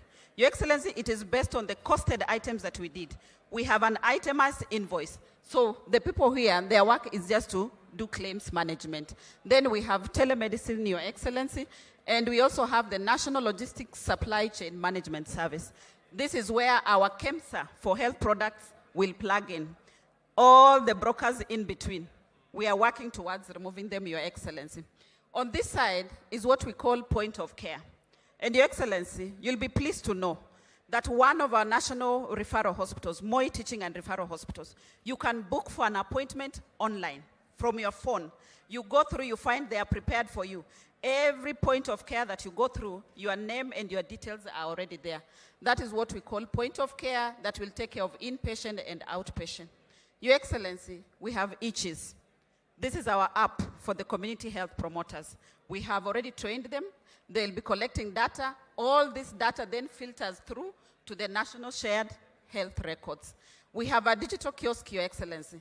This digital kiosk is meant to create employment for the many qualified health workers who do not have a place to practice, that through their gadgets, then they can link up and even provide services to patients. And lastly, we have other point of care. Your Excellency, all this that you see here is the Kenya Health Interoperability Services. To mean all facilities, including Nairobi County, they have some form of digitization. But now we are providing this platform so that they are able to link through. Our aspiration, Your Excellency, is that all Kenyans will own their records. Besides owning, they will control who accesses and how they access at each point of care. Let's go to the next one. Your Excellency, this is a patient journey. Should one get unwell, this is where they start from the community level through our community health promoters, through this application, EKIS. And all this is logged onto eCitizen, Your Excellency. They come to the facility level where they are provided for services. Depending on the level, it could be level 2, level 3, up to level 6, where there is referral.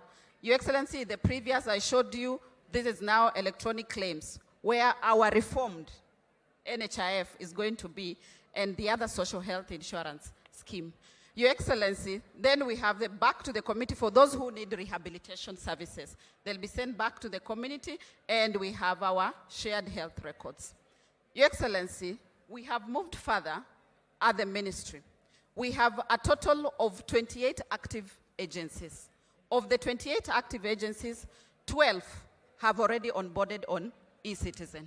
We have mapped out all the services that we need to onboard on eCitizen.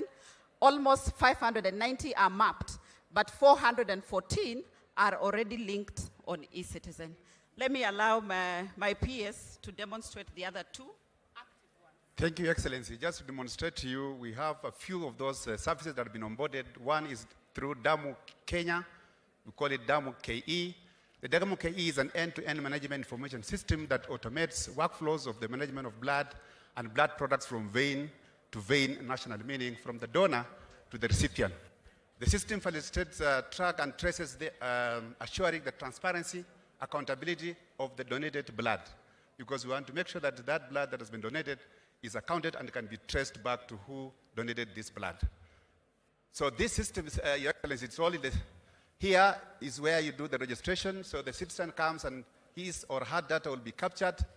And once that is captured, then the end here is the donation certificate. But in between here is what takes place, screening of the blood and all those things. All that now is online.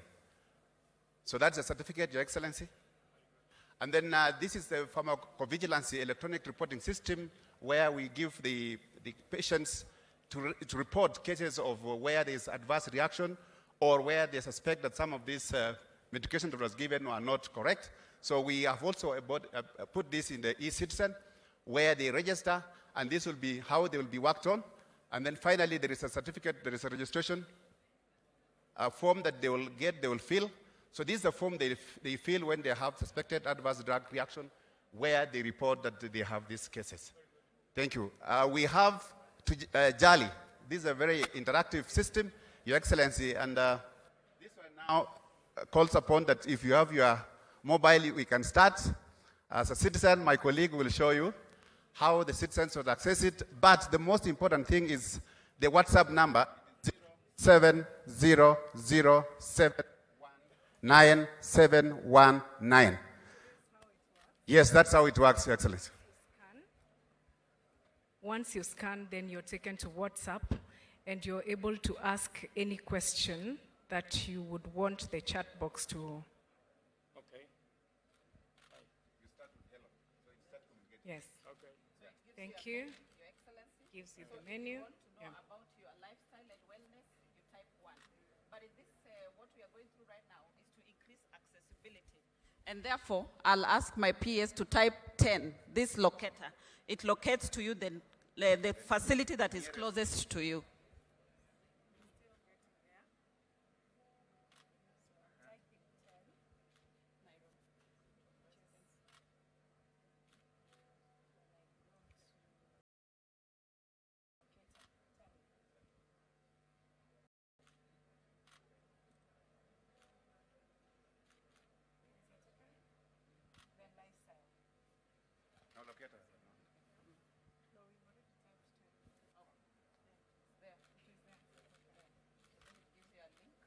A link that you can click on.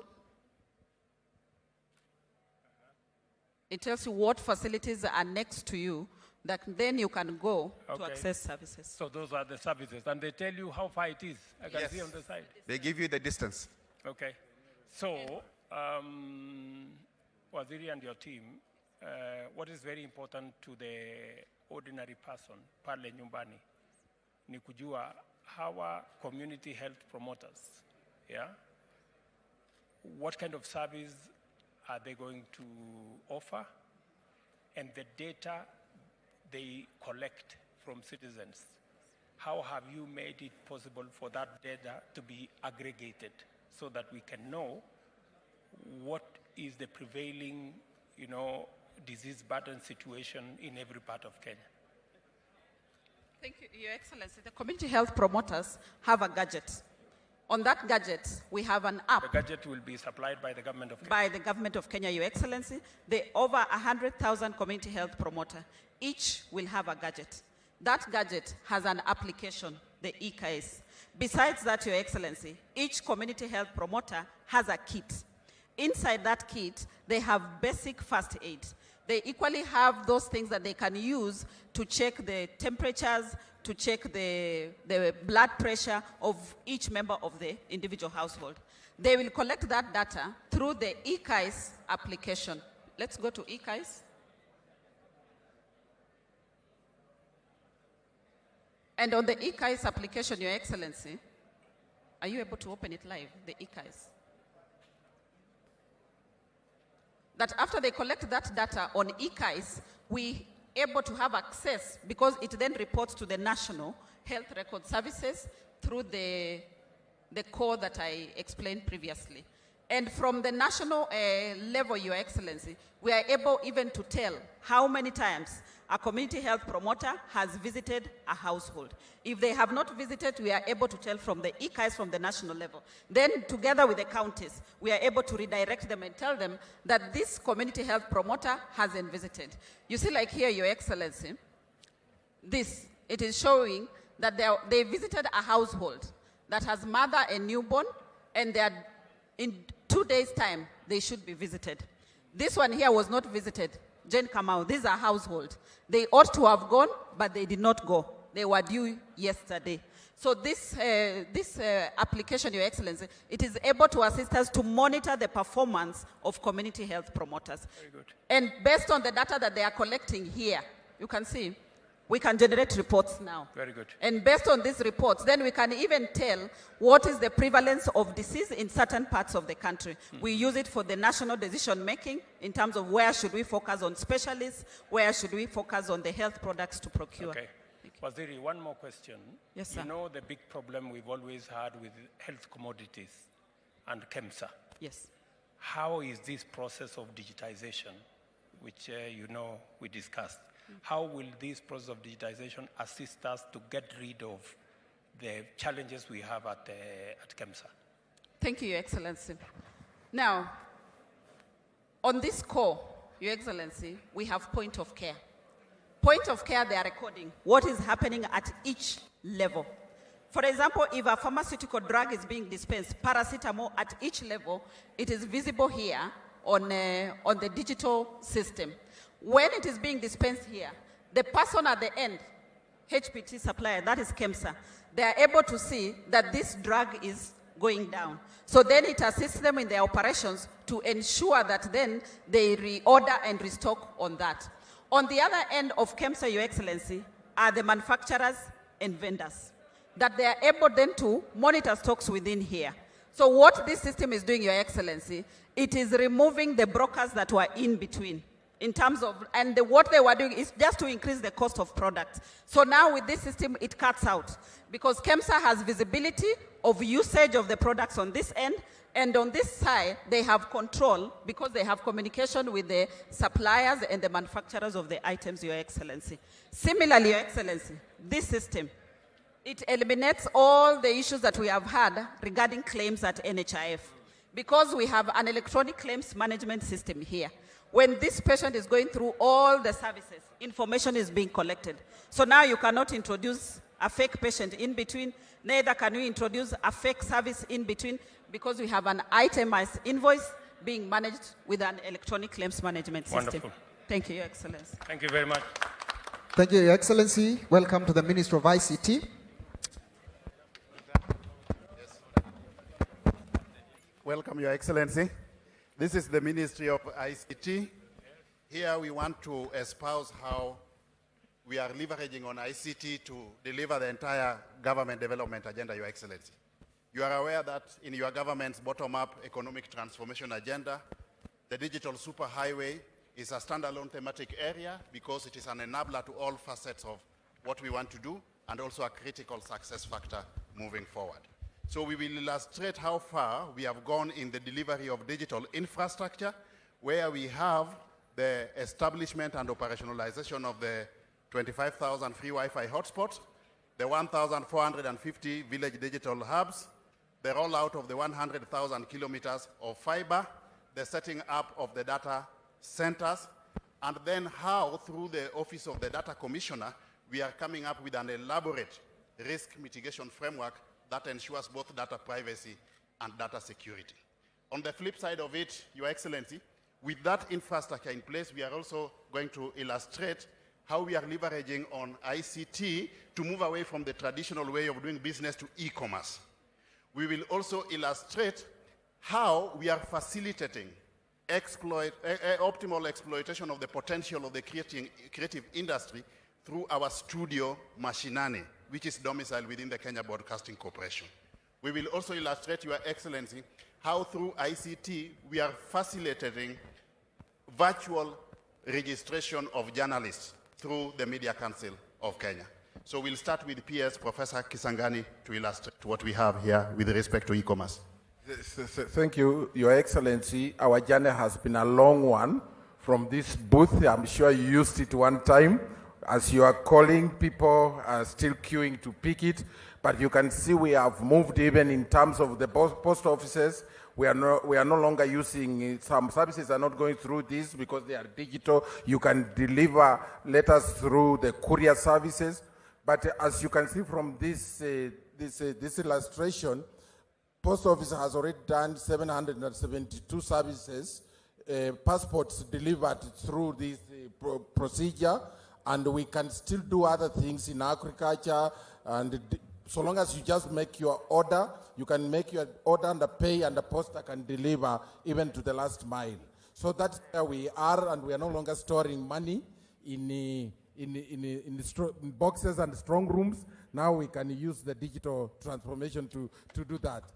So I think you could say, CS has mentioned something about registration of journalists, Your Excellency, and this is where the Media Council is. They have been registering journalists. All you need is to make an application using your phone, and then you will have to be approved and then registered. So anytime they come to functions like this one of yours, they will be just checked, and then that verification can be done, Your Excellency. And I think this is a pet project to you. You have been talking about talent building. Studio Mashinani is here. They are just demonstrating the training that we undertake at Studio Mashinani as they develop talent in music and acting. And KBC is on it, and it has been doing a very good job. So here is where we shall have the creative economy developed from our KBC studios. And then we make money out of that. Thank you, Your Excellency. Then, Your Excellency, let's come to the digital infrastructure here. PS Tanui will take us through the digital infrastructure and other facets of our digital transformation agenda. Welcome, Your Excellency. Supporting all the other sectors is one of our role to ensure we deliver for support health, agriculture, and all the others, and to support a real transformational agenda.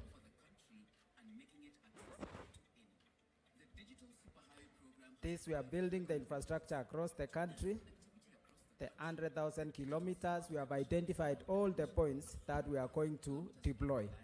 And we are going to work with private sector and also public sector institutions. And the main 5 points, Your Excellency, on the digital superhighway are this: rollout of 1,450, automation of government services, implementation of the physical addressing system to support e-commerce, and digital skills that will focus on jobs and entrepreneurship. Your Excellency, to ensure we connect effectively, we are going to also explore new solutions like this satellite solution. One of the satellite solutions that can be used where there is no fiber will connect. And Your Excellency, the digital superhighway goes to the device, and this is one of the devices that we are working with the private sector. Michael is from Safaricom. These are the devices. First week of August, Yes, around there. I want you to speak to that. I had a candid discussion with Safaricom, all the other telcos. You people told me 28th of July, you will have the first rollout of the $40 smartphone. Can you speak to that? Your Excellency, thank you for your patience and your memory. So these are the sample devices that we are working through. That is the 6.5-inch, and that is the 5-inch. So this is the entry phone, entry smartphone, and this is the 6.5 smartphone. These are actually the test devices that we're working through testing and to be submitted for formal approval from a testing perspective. From a timeline perspective, we are working through. Oh, sorry. We are working through the process of the factory setup. The first part of the assembly equipment is now in country and being cleared. We are looking at the next couple of weeks, so we are fairly confident in saying that in August we will have the August, device out. are you telling me to tell Kenyans that in August they can buy one of these phones from your enterprises? Your Excellency, in August we expect that the factory will be producing phones that will be ready to go to market. In August? In August. In August? In August. This year? August 2023. Thank you. You said it. Your Excellency, to grow the digital economy and attract investment, we have the Office of the Data Protection Commissioner. She can speak about some of the things she's doing. Thank you, Excellency, and welcome to our stand. Our role as the Office of the Data Commissioner is to spouse the digital economy. And you know, in the era of digital economy, there's a lot of information exchanging, and that is personal data. So we are responsible for making sure that is safe towards digital economy. To Your Excellency, because of the data protection regime, we are able to get more investors into the country so that they're able to invest in this economy. Thirdly, Your Excellency, as an office, all our services are online. We have registration. Your Excellency, you launched the portal. As we speak, we have a portal here to show we have over 3,000 who have registered since January this year. Also, we have complaints. Anyone who is, just to give Kenyans confidence, if there is a breach in as far as their data is concerned, they can file a complaint with us, Your Excellency. Thank you. Thank you, Your Excellency. And here we have one of our entities concerned ICT Authority and helping us to implement most of our programs. Okay. Welcome. Thank you very much, Your Excellency. Welcome to the ICT Authority. We provide technology to power government digitization. And for us, the aim is to improve the quality of life, accelerate economic growth, raise productivity and national competitiveness. Your Excellency, we have walked a long journey in the area of automation, as you've seen from the old technology. But really what we are looking at is establishing and coming up with an intelligent government where all entities speak to each other and it is citizen-centric. We are guided by one point of reference. We have put together all our plans to support all the sectors in one plan, which we are calling the ICT Master Plan. And this plan is also providing investors with opportunities where they can be able to plug in the sector. We do have, under the plan, 4 key pillars, Your Excellency. Our PS has spoken to the digital infrastructure, the work we are doing on the rollout of fiber and Wi-Fi. But today tied to our on a number of pillars. And what we see as the e-citizen system is the one-stop shop for government. But below it, we have established, and we are in the process of establishing a number of pillars. One of it is the digital identity.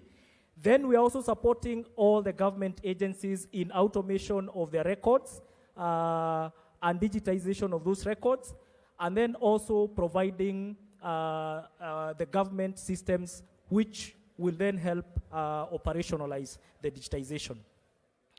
Your Excellency, just to take you back quickly, the other 2 pillars, one is on digital innovation and enterprise. For this, we have done e-commerce portal, which as we deploy the public Wi-Fi, the people in the markets can go in as a marketplace, and we are going to show you just quickly how that works. We realize that as we deploy this technology, and we onboard services and we avail services online, we need to empower our people for them to be able to utilize these services, and also skill the public sector for them to deploy and serve our citizens. So, Your Excellency, we will just later on show you. So my question to you is exactly on that lady there. Can you go back there where you are? Have you just come from? No. Yeah, here. You remember this, so what, because you've talked about digital skills, right? And e-commerce and digital jobs, yeah? Digital opportunities. So what is the plan on digital skills? Because we have the program that we are working with Tibet.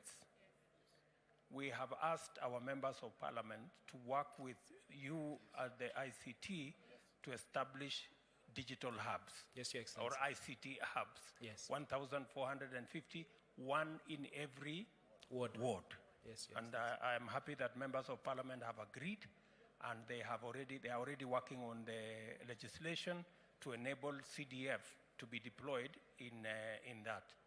And then number 3, we also need to bring, working with the counties, and I'm happy Governor Sakaja was here, working with the counties to bring the vocational training centers. There are about 4,000 of them. The vocational training centers in every part of Kenya should be brought into this matrix of them being centers where we can deploy the education on e-learning, e-commerce, and e-skills. Yes. Have you thought about that beyond what we are doing? Waziri? Thank you, Your Excellency. We have already have consultative sessions with the Council of Governors, and the county governments have committed to make the vocational training centers available for this purpose. We have agreed on very, very clear roles and responsibilities. As government, we are going to provide the internet, we are going to provide the personnel. But the county governments, first of all, they will ensure that as we roll out the fiber, they will not be charging anything for the way leaves. That will be free to enhance connectivity. They'll also then subsequently ensure that the polytechnics are available for us to deploy the devices, and they are going a step further to facilitate defrayal of the cost of electricity in all those institutions. so for purposes of sustainability. And have you also considered, just in case the counties don't have the money, for example, to put up an extra ICT facility to be used in the TVET, in the vocational training center? Yes. Have you considered how we can work with members of parliament? Yes. Because members of parliament have proposed that they can use the CDF facility to Yes. build either a lab or an extra classroom for this purpose. I would suggest that you explore the possibilities of, just in case, Yes. because many of these facilities may not have the requisite infrastructure for you to deploy the internet and the e-learning facility. Again, Your Excellency, that's work in progress. In fact, it is at the very tail end. We have had consultations with the members of parliament through our ICT committee of the National Assembly and the ICT committee of the Senate. They have committed to provide facilities in each and every ward where we can do the deployment of the village digital laboratories. They have gone a step further, Your Excellency, to facilitate amendments to the relevant acts that would enable them to meet some of the costs of the challenges we have been facing, such as electricity, Your Excellency. Thank you. Thank you very much. Thank you, Your Excellency. Welcome to the home of hustlers. Your Excellency, pardon. Welcome to the Ministry of Cooperative and MSME, Your Excellency. If you don't mind, you can take a 2-minute sit, or if you can start. Your Excellency, yeah, you can choose. You can choose. Prime, the Deputy President. Your Excellency, you gave a promise to Kenyans that government of Kenya will be able to budget and allocate 50 billion shillings per year. Your Excellency, this is about financial inclusion, financial literacy, digital literacy across the country. Today, that time, Your Excellency, we were talking about simulation. Today, we are talking of a story. We have traveled the journey. Today is exactly 7 days. This is the youngest fund in Kenya, but the largest at the same time. So, Your Excellency, I'll take you about 2 minutes to just show you and demonstrate the journey we've traveled since November 30th last year.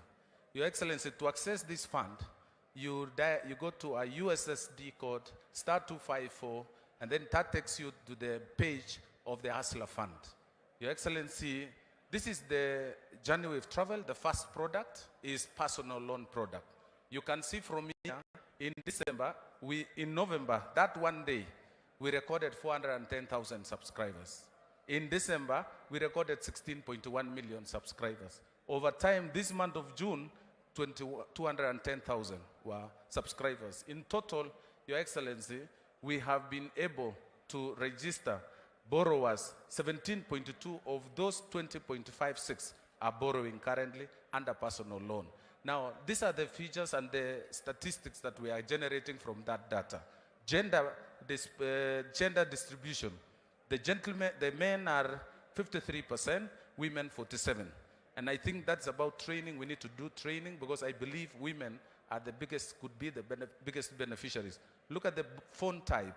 The feature phone is 55%, meaning truly the borrowers are hustlers, and the smartphone is 45%. Now look at also the distribution in terms of counties. The lowest county is 51,000 subscribers, and the highest, which is Nairobi, is 2 million subscribers, which is almost related to the population distribution across the country. Also, it tells you the fund is equitable. It spreads across the country. Next page, please. Now, the personal loan product, this is the repayment. The county of Nyeri are good people, generally, in terms of payment and honoring debts. And you can see from this number, 76% are paying, Kiambu and all the way. That is how the payment and the demographics were generating. Now, you go to the next one, the group loan product. Your Excellency, on the 1st of June, during Madaraka Day in Embu, you launched the second product. The number of groups we have been able to register so far, as of today, this morning, is 273,746. The ones that are active and ready to borrow are 26,220, meaning 9.6 of the groups that have been formed.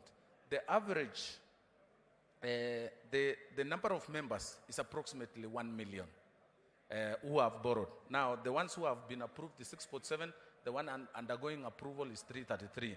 The average ticket, the average loan which has been disbursed is 77 million, and the number of loans that have been issued is 11,000, and the groups that have borrowed are 11,431. Now, the other information we are getting, the average ticket now to the groups is 6,739, and the highest ticket, the highest group that has borrowed is 54,000. Our journey is to move from, our highest ticket will be 200,000 when the groups attain their limit. The loan repayment, we have also recorded. Now, when it comes to group, you see the disparity widens. There are more men who are borrowing under groups, 58%, women are 42%. Basically, we think it's about training, sensitization, and capacity building. Now, look at the average age of borrowers. Over 18 to 29, the character and the age of the group is 43%. Basically saying these are youth. Then you go to below 50%. You're saying 70% of the borrowers are below the age of 39? 39, yes, sir. That is 70%? 70%. When you go to the average ticket size, yes, our plan was they should borrow between 20,000 and 200,000. 200,000, excellent. So the highest at the moment is 54,000. Is 54. Is that's the highest ticket? So far. So far. So far, but they are on a journey. As they borrow and repay, we keep changing the limit and raising up. And I believe, and again, it depends on the group. If the group has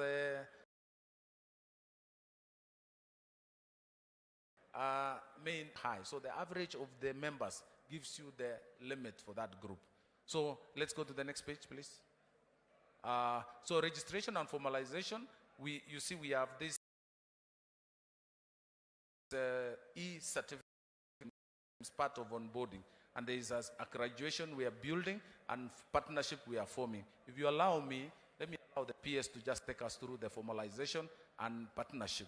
Thank you. Thank you so much, Your Excellency.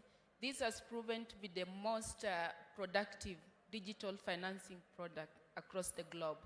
So here, the story we are telling here is that all the Hustler Fund beneficiaries with positive credit score can now be graduated from the personal loan to the second loan which you are having right now, product which is Chama, and the next the SME loan and also the startup loan.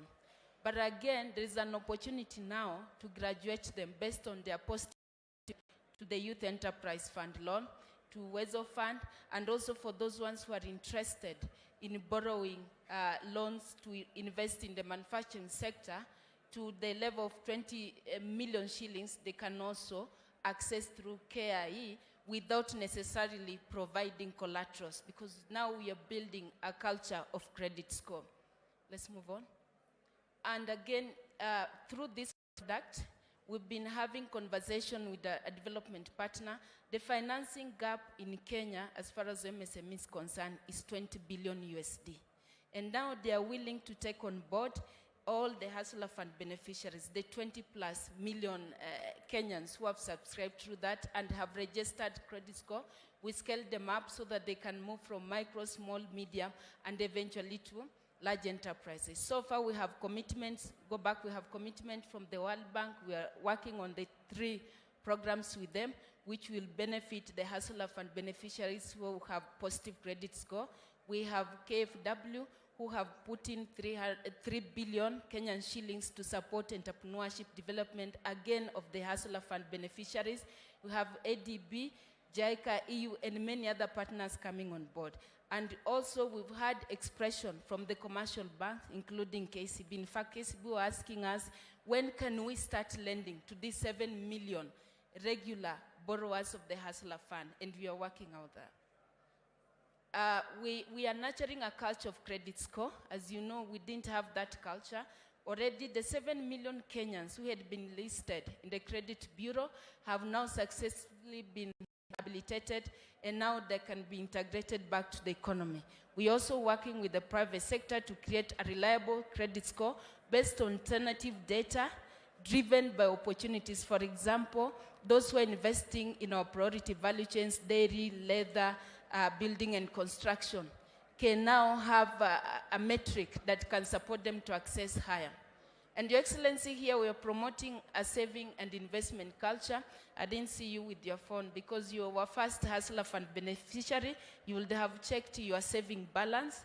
But I know Mheshimiwa Lelengemit can be able to check. She has been a very good borrower. As I take His Excellency through this slide, start checking your saving balance for us. And here so far, through the mandatory savings, we've been able to mobilize about 1.6 billion in just 8 months. And also, we can talk of a voluntary saving, which we just launched 3 months ago, that is now has risen to 60 million. Through this culture of saving and investment, we are asking our hustlers can now invest in housing, can invest in health insurance, in education, and any other program that can benefit them in future. We are now, Your Excellency, through this particular progress, we are now transiting our society from social protection to social security. Market linkages, again, Your Excellency, we want to create a virtual market to enhance access to market both local and globally for over 20 million MSMEs that we have in Kenya. Thank you, Your Excellency. Thank you very much. Maybe the last one is the power of partnership, public-private partnership. Without the private sector, Safaricom, Airtel, Telcom, KCB, Family Bank will not be where we are.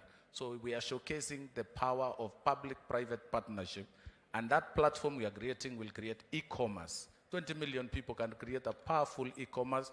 The aggregation centers we are building in our counties will be a very good area where we can also showcase the Hustler Fund. Your Excellency. Thank you very much, Waziri. I think the success of the Hustler Fund that is built on a digital platform speaks to the whole of government approach to digitizing government services. 20 million Kenyans, 17 million borrowers, 7.1 million regular borrowers on the Hustler Fund have been able to transact with government, with the Hustler Fund, without knowing anybody. They didn't have to go to no office. They didn't have to speak to nobody. They didn't have to pay no one. Each and every member of our society has been able to access, and the numbers are here. They speak for themselves. County by county, we have 2 million people in Nairobi County. We have 1.1 million people in Kiambu, 848 million in Nakuru, all the way. Kwale, 270,000, not million, 270,000 people. Nyandarua, 200,000 people. Elgeyo Marakwet, 140. So all these Kenyans, Homa Bay, Migori, 322. Taita Taveta, or that's what? Trans Nzoia, 327. You know, Embu, 278,000. All these Kenyans have been able to access this financial government service without having to talk to anybody. It is the same reason why today we are launching another 5,000 government services that will travel the same journey as the Hustler Fund. You don't have to know anybody. You don't have to go to no office. You can actually interact with government, access government service, pay for government service without having to go to no office or to see anybody or to bribe anybody or to influence anybody.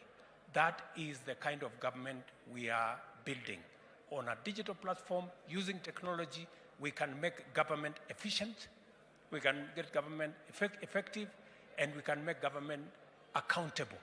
We don't have to lose any money because of pilferage or because of interaction or people Kenyans having to bribe anybody to have access to any government service. I know members of parliament like Mr. Lelmengit here, they were waiting for government to give them their hustler fund money so that they can go and set up an office and distribute the money to their supporters. I'm sorry, Mr. Lelmengit and your group, that it was not possible. The digital platform assisted us, and we made things easier for you. You don't have to struggle identifying people. You don't have to be blamed for giving this guy and not giving the other guy. Technology has made a lot of things easy for us. Did you have something to say, Mheshimiwa? Yes, Your Excellency. I'm also a beneficiary of the Hustler Fund. From the first day, I borrowed 5,000 when you launched, 500 shillings when you launched. And now I can comfortably borrow 3,500. My savings is around 3,200. And we have voluntary savings and we have mandatory savings. Okay. So it depends. When it's, you borrow, for example, you borrow 3,000 shillings, mandatory savings is 150 shillings. Okay. But we can also add on the voluntary savings. Very good. Thank you, Your Excellency. Thank you very much. Congratulations. Thank you, Your Excellency. Karibu to the Minister of Foreign Affairs and Labor. Karibu, sir. Karibu sana, Your Excellency. Here it's a partnership between the Ministry of Foreign Affairs and Diaspora and the Ministry of Labor. It's about Kazi Maju. We're also cutting the middleman. So what we've come up with a platform whereby Kenyans can go online and look for job opportunities all over the world. So we'll be posting a lot of opportunities from different countries. You go in there, you find a section where you can put in your details. It connects you to agents who are recruiting people from different parts of the world or even from this country. You are able to also be able to get a skill assessment done so you can look at the different opportunities, and we connect you directly to the employer. It goes all the way until you leave the country with even a stamp that allows you to leave the country, that immigration has cleared you, that you're going to a job that is known. It will also be able to track the remittances and how your life is continuing overseas. So itakuwa ni kama kazi chap chap. Hakuna mambo ya kungojea kutafutiwa kazi na mtu. You log in, you get your job, and we'll be feeding the jobs here and cutting out scrupulous agents. So if an agent is not listed in this system, you don't trust them. Kenya government itself, the Ministry of Diaspora, will also become agents.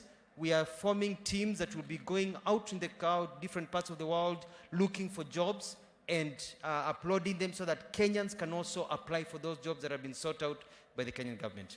I'm going to give the Minister of Labor to say a few words, and we've got a champion, Judy Chipchichiru, who has been able to send over 7,000 people overseas, and we've got a young man called Zablon who today wants to apply and look for a job immediately and get posted so that he can leave the country in a month and go look for opportunities overseas. Your Excellency, Kazi Maju. So Kenyans need to be ready to apply. 2 questions, Waziri. Yes, sir.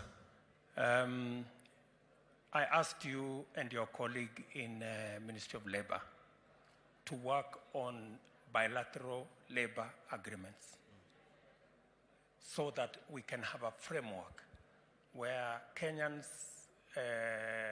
access the jobs in a manner that nobody takes advantage of them. We negotiate ahead of time. We know how they are going to stay. How far are we on the matter of bilateral labor agreements? Question number 1, because that's the correct framework for us to do it. Number 2, you know the intention of this government is to make sure that we take our remittances from 400 billion to 1 trillion. Beyond. 1 trillion is our mark. How many jobs is the target for the next 5 years? How many Kenyans do we want to export as labor to other countries? What is the target? Thank you, Your Excellency. The first one about bilateral labor, and I'll let my colleague also answer some of the questions. I don't want to hog the microphone. As the Ministry of Foreign Affairs, we make sure that first we have bilateral agreements, frameworks with different countries. For example, in Australia, they are looking for people as low, not as low, but people who don't even need to have a lot of skills. You can go there with a bit of skill as a barrister. You can go there as a little skill as a sweeper and all that. and they're importing them from Europe. Kenyans can't go there because we don't have a bilateral framework, so we can't even sign a bilateral labor agreement. So we are trying to get bilateral frameworks with as many countries as possible. The Ministry of Labor then comes in and initiates bilateral labor agreements, and she'll be able to tell you how far we are. We have signed quite a bit, and we're working on the others. I will let Judy also answer the question on the issue of the numbers, because we've been dealing with that, so that at least somebody gets a chance to say something also. Thank you, Your Excellency. We work with the Ministry of Foreign Affairs. This is an integrated system. We call it Diaspora Labor Integrated System. On this system, we have everyone here. We have the job seeker, we have the recruitment agencies, and as a ministry, we do the bilateral labor agreements. We've already done with the Gulf regions. We already had for domestic workers, but now we want to review to have the other skills brought on board so that we are able to export everyone, not just the domestic workers. So we've done with the Gulf region. We are about to do with Germany. We are about to do with Canada, and we'll be good to go. Okay, do you have time? How much time do we give you for the other? Because already we had conversation with the German government, yes, and they asked us that they want 250,000 workers. Yes. We have close to 100,000 workers going every year to Canada from all over the world. True. A part of that should come from Kenya. Mm-hmm. We have the same thing in South Korea. You remember we were in South Korea. Yes. We have the same thing in the US. We have the same thing in Australia. We have the whole of the Gulf region. So, and I want you to speak to the fact that the only reason why we have all these problems with the domestic workers is because that was the only labor agreement we had. True. We have more people in Kenya with better skills, with more skills than domestic workers. True, Your Excellency. But we didn't provide for a framework. The other skills. The other skills. Yes. What are you doing to make sure that the other skills are included in that exercise? PS has been working on the bilateral labor agreements with the other technical teams from the other countries. Let him Please, speak about PS. it. That is correct. Thank you very much, sir. In the recent past, we have moved towards professional and skilled cadres. We have sent out 10 BLS, bilateral labor agreements to different countries, including Poland, Australia. Next week, we have a meeting with Germany. We already sent them a proposal in the form of a BLA. There is a meeting between Waziri and Canada next week, the Canadian High Commissioner on the Canadian jobs. So we are making progress on that front. We need, on average, 3 to 6 months to negotiate and to conclude all these BLS that are already in those countries. Okay. Jobs, what is the target? How many jobs are we targeting? At the moment, per month, we'll be doing about 25,000. But if we ensure that the BLS in those countries go through, then we'll be able to get about 800,000. Can I take it from you, Waziri, the two ministers and your teams, that by the end of this year, we must conclude the bilateral labor frameworks and the bilateral labor agreements so that we can open the opportunity for the millions of young people in Kenya today who have different skills, out of college, out of school, out of university, to access digital jobs that are available globally. Can I get an undertaking from you? Yes, I give you an undertaking that by December this year, it's going to be a different playing field. And it's not just about, we have to provide opportunities for people to find the jobs. We're also doing a bit of training because they are competing with other nations, Philippines and others, for people to be able to qualify for the jobs and able to compete with others and get the employment. But also with the bilateral agreements, is also to get good packages. For example, you find in some countries, if your passport is from a European country, you get, let's say, for example, 100,000 shillings. But if your passport is Kenyan, even though you're doing more work than the other person, same qualifications, you're getting 30,000 shillings. So we are trying also to get an equity for our people so their rights are also not abused in that way. But I give you an undertaking, Your Excellency, that by the end of this year, we'll be looking at those numbers of an average of about 85,000 people a month going overseas. Can we listen to somebody from the private sector? Thank you, Your Excellency. For us to be able to grow our remittance to $1 trillion, we need to look for job opportunities out of the country.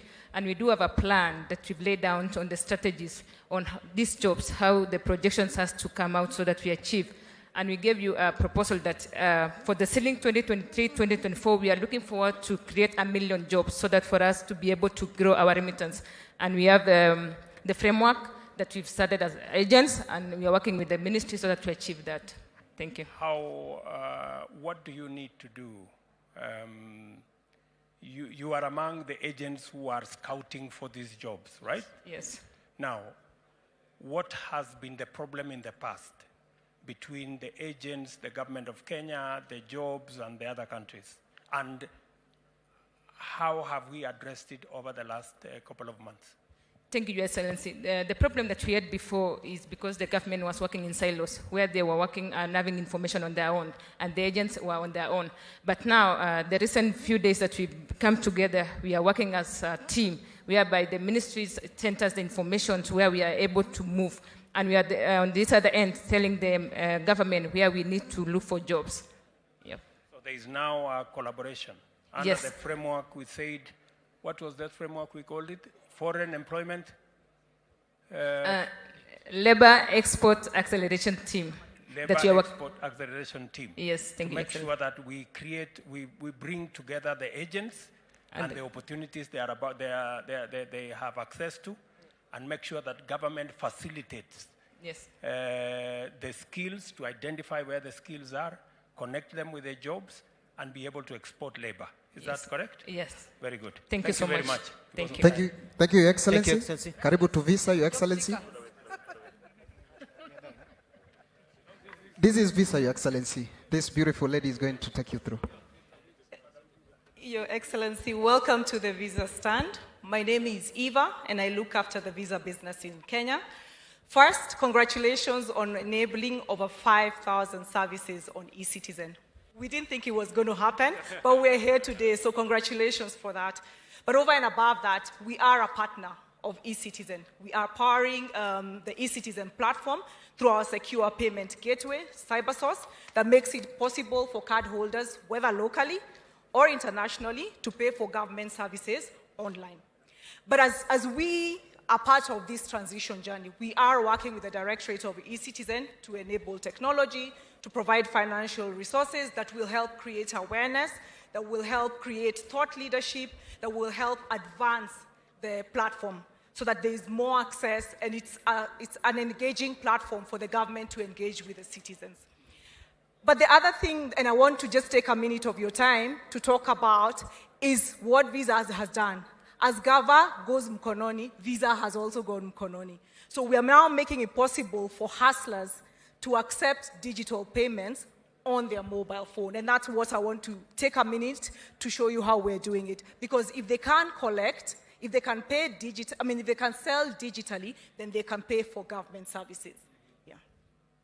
Thank you so much, Your Excellency. My name is Paul, and I'm happy to take you through how a small trader or an hustler or any other businessman is able to receive payment digitally and at the same time also be able to pay out payments digitally.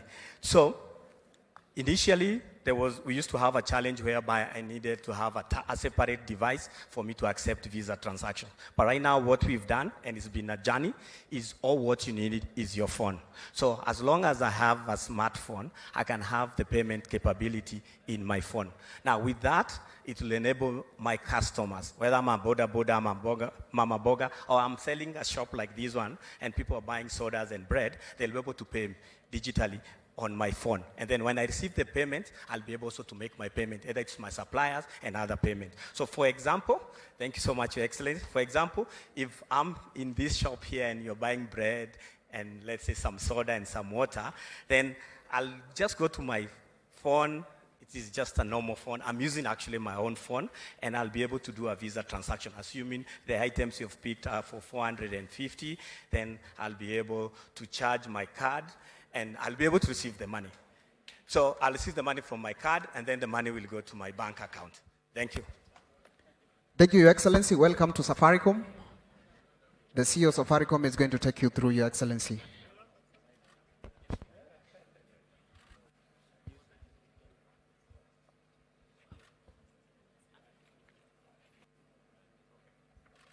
Yes, welcome. Very good. Sorry, sir. Yeah. So you welcome, Your Excellency, Honorable Cabinet Minister. So you welcome to Safaricom.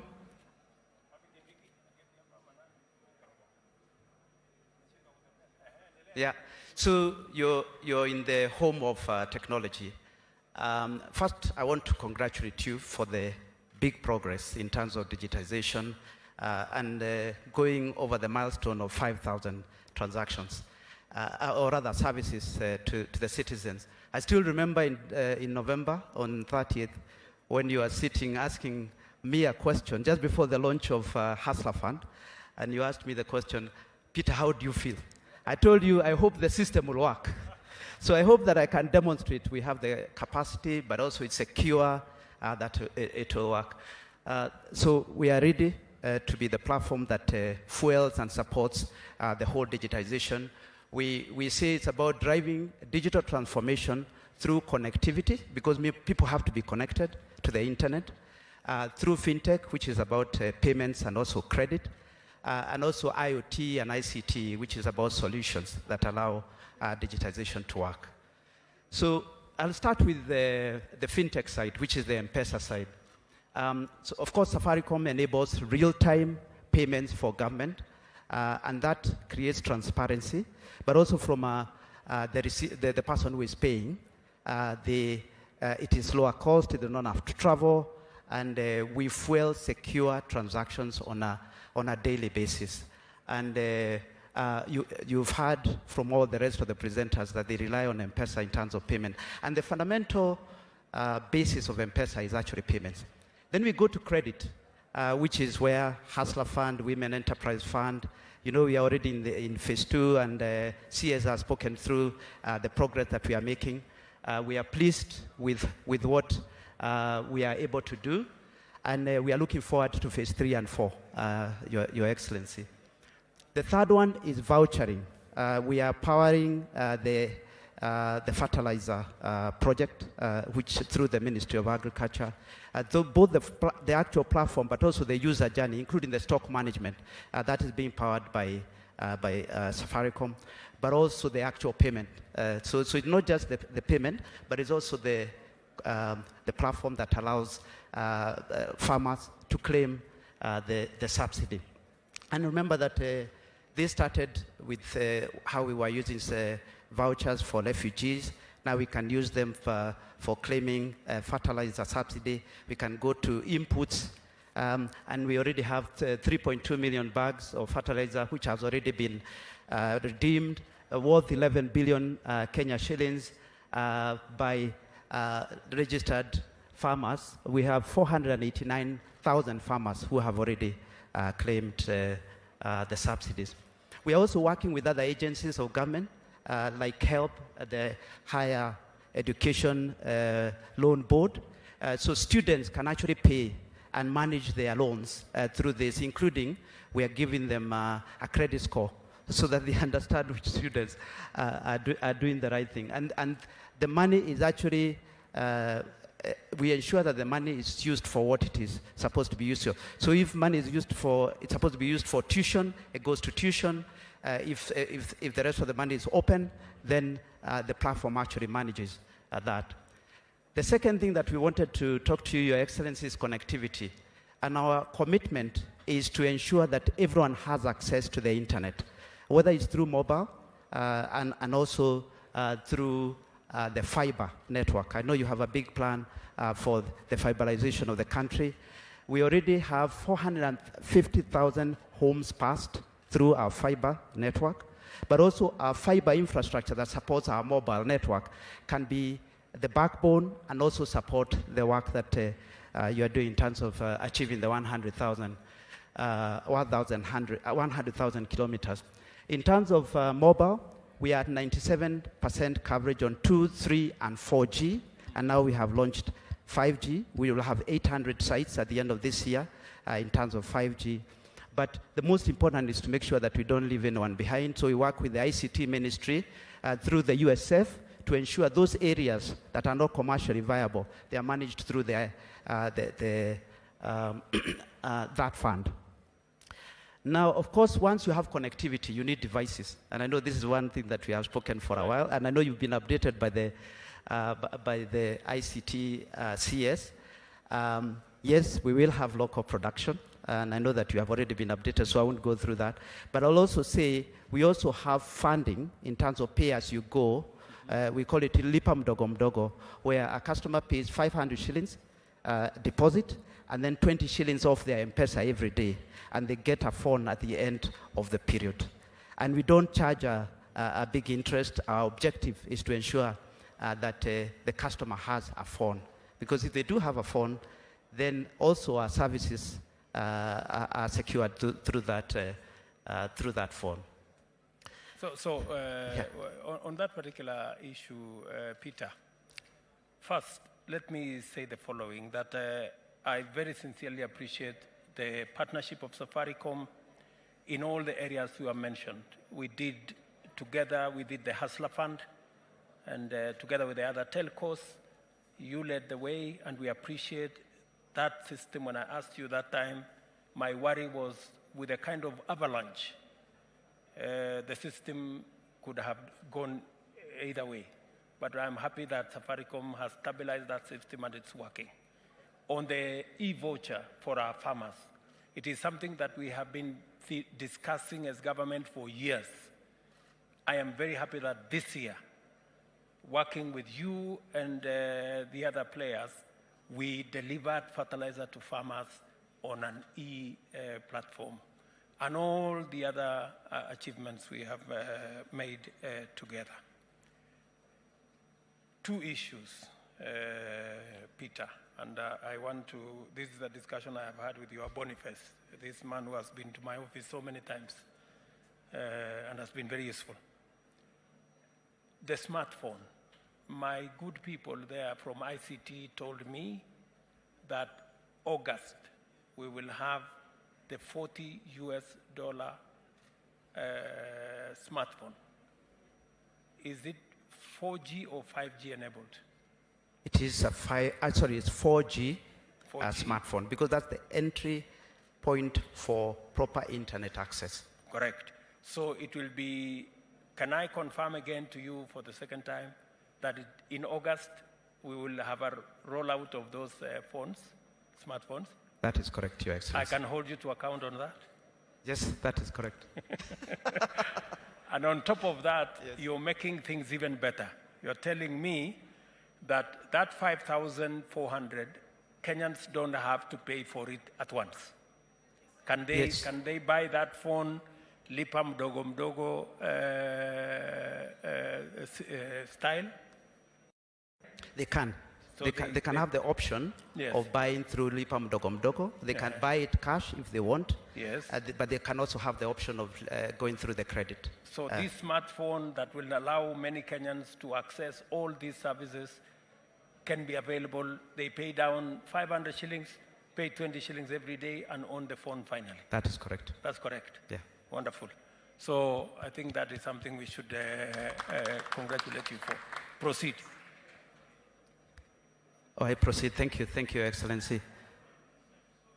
And also, we also appreciate your support in helping us work with the various ministries, and we continue to partner with everyone, both at a national level, but also at a county level. I know Governor Sakaja is here. We are also working together to ensure that both the counties are actually enabled in the same way that the national government is enabled. So thank you. Finally, Peter, you have 200 250,000 network around the country of, is it agents? We actually have 295,000 M-Pesa agents. M-Pesa agents across Kenya. That is correct. These 295,000 M-Pesa agents, can they also have the government app, these 5,000 government services? Can they be available at each of your agents' spots? Yeah, in fact, that was the next point I was going to say, that we are happy to support the ministry and also your government in opening up the network, the agent network, to be able to serve Kenyans by having the ability for a person to go and visit, the agent. Work with the ministry to work through the process of doing that. So whether it is 295,000 or it's a smaller number, we can work through that so that we make sure that those agents are also trained to make sure they can deliver the services. But there are points of sale that can allow citizens who go there every day anyway for M-Pesa services to access government services. The second aspect is on our M-Pesa Super App. Now on the smartphone, we have 8 million customers who have already downloaded the M-Pesa Super App. So they don't have to use USSD.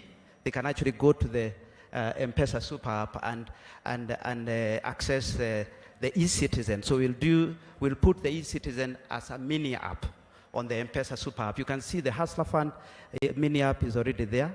Now we'll be able to put the e-Citizen as a mini app on the M-Pesa Super App. Just to give you an indication, about 7% of the revenue that M-Pesa comes from the app itself.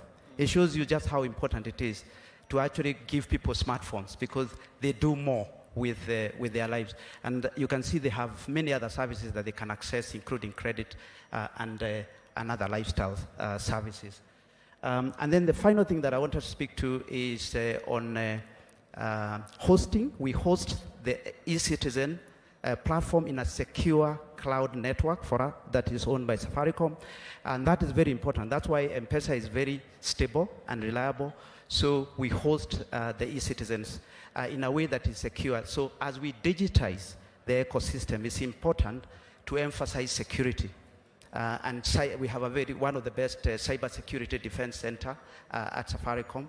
We have had a lot of banks and everyone stealing our people because we do have very, very good skills on the cyber side. We also are now looking at IoT, which is Internet of Things, working with, say, utility companies or transport companies. This is how you connect devices. So, for example, on non-revenue water, we are working with EDOAS, for example, as a test and as a pilot to make sure that they can get a solution that allows them to reduce the non-revenue water. We can work with the Port Authority and others in terms of, and even the KRA in tracking transport. Good. Thank you very much, Peter. I think that's quite a good story. And I agree with you that cybersecurity is going to be the next big thing. As we transit government services onto the digital platform, we must be careful that it is secure.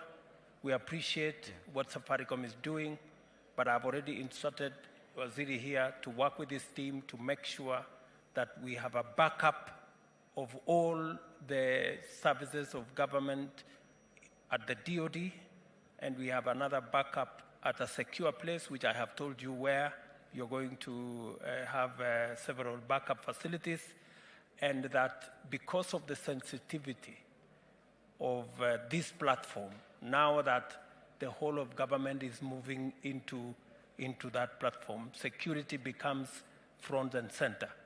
And I have told Waziri here to consult with his colleague, Owalo, so that we can consolidate the whole of the e-Citizen platform at the Ministry of Interior, so that we are also seized of the security requirements that are necessary to secure the delivery of government service on a platform that cannot be accessed by people who don't have to.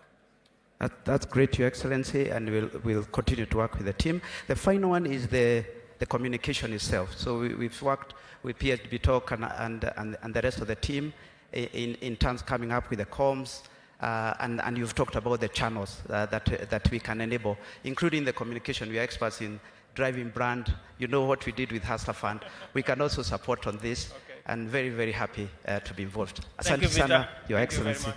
Thank you. Thank you, Your Excellency. We now welcome you to the world of digital content creators. Your Excellency, these are among the 1,000 jobs that are being created by digitizing.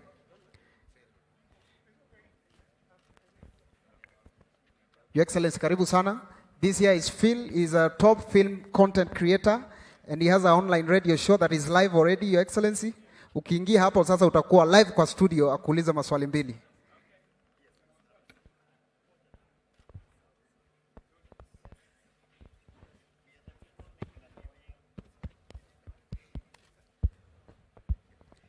We are the people making a living out of the internet connectivity and digital content creation. And on this channel, we just have conversations with men and women who've achieved success so that we understand the path that they took. Tunataka kujua, how does one man out of 50 million Kenyans become the president of the Republic of Kenya? What constitutes, what's the DNA of such a man? Is it their upbringing? What virtues? What culture did you have? We want to know, how did you get here? How did you achieve success? First, let me tell you, I'm just an ordinary Kenyan, like all other Kenyans. You don't have to be special, you don't have to be super, you don't have to be genius, you just need to be a simple Kenyan to be able to get where others get. And let me also tell you that we're all equal, both before God and before our Constitution. And you don't have to be special to achieve, or you don't have to be extraordinary to achieve extraordinary things. You can be ordinary, but still achieve extraordinary stuff. And being a leader is just like being an artist. I would also ask you, how did you, out of 50 million Kenyans, be the special guy that you are in your field? God, Manzi. So it's just all of us are special in our own way. All of us have talent gifted differently. Not everybody can be president. Not everybody can be an artist, a good artist like yourself. It is just the paths people choose. But that does not make you extraordinary or special. It's just that you have an opportunity. God brings opportunities across. Hard work, determination, focus, drive, passion, takes you there. But you have to be available to do what you must do. Let me say this, that those of us who have the privilege to serve in certain categories, it is not because we are special. No, it is because we have opportunity. Very many Kenyans can do the job I do. Very many Kenyans can do the job you do, right? I consider myself privileged that out of 50 million Kenyans, I am today president. It's not because I am special in any way. God has given me an opportunity, and that is why I don't take it for granted, and that is why I work. Said she didn't believe it, right? Yeah. But today, she is part of the launch of 5,084 government services that will be available online, digitized, completed. There are another 3,000 something services that are halfway towards completion. So it just takes determination. It takes focus, and commitment. And that is why I want to persuade the people of Kenya that it may have looked difficult, 6 months ago. How are we going to move from 320 services that were available online that time to 5,084? I haven't done it alone. I have done it with a huge team. Yeah. The people in the interior, I must say, they have done a wonderful job. The people in ICT, many Kenyans, the people working in ministries, departments, agencies, they have been part of this whole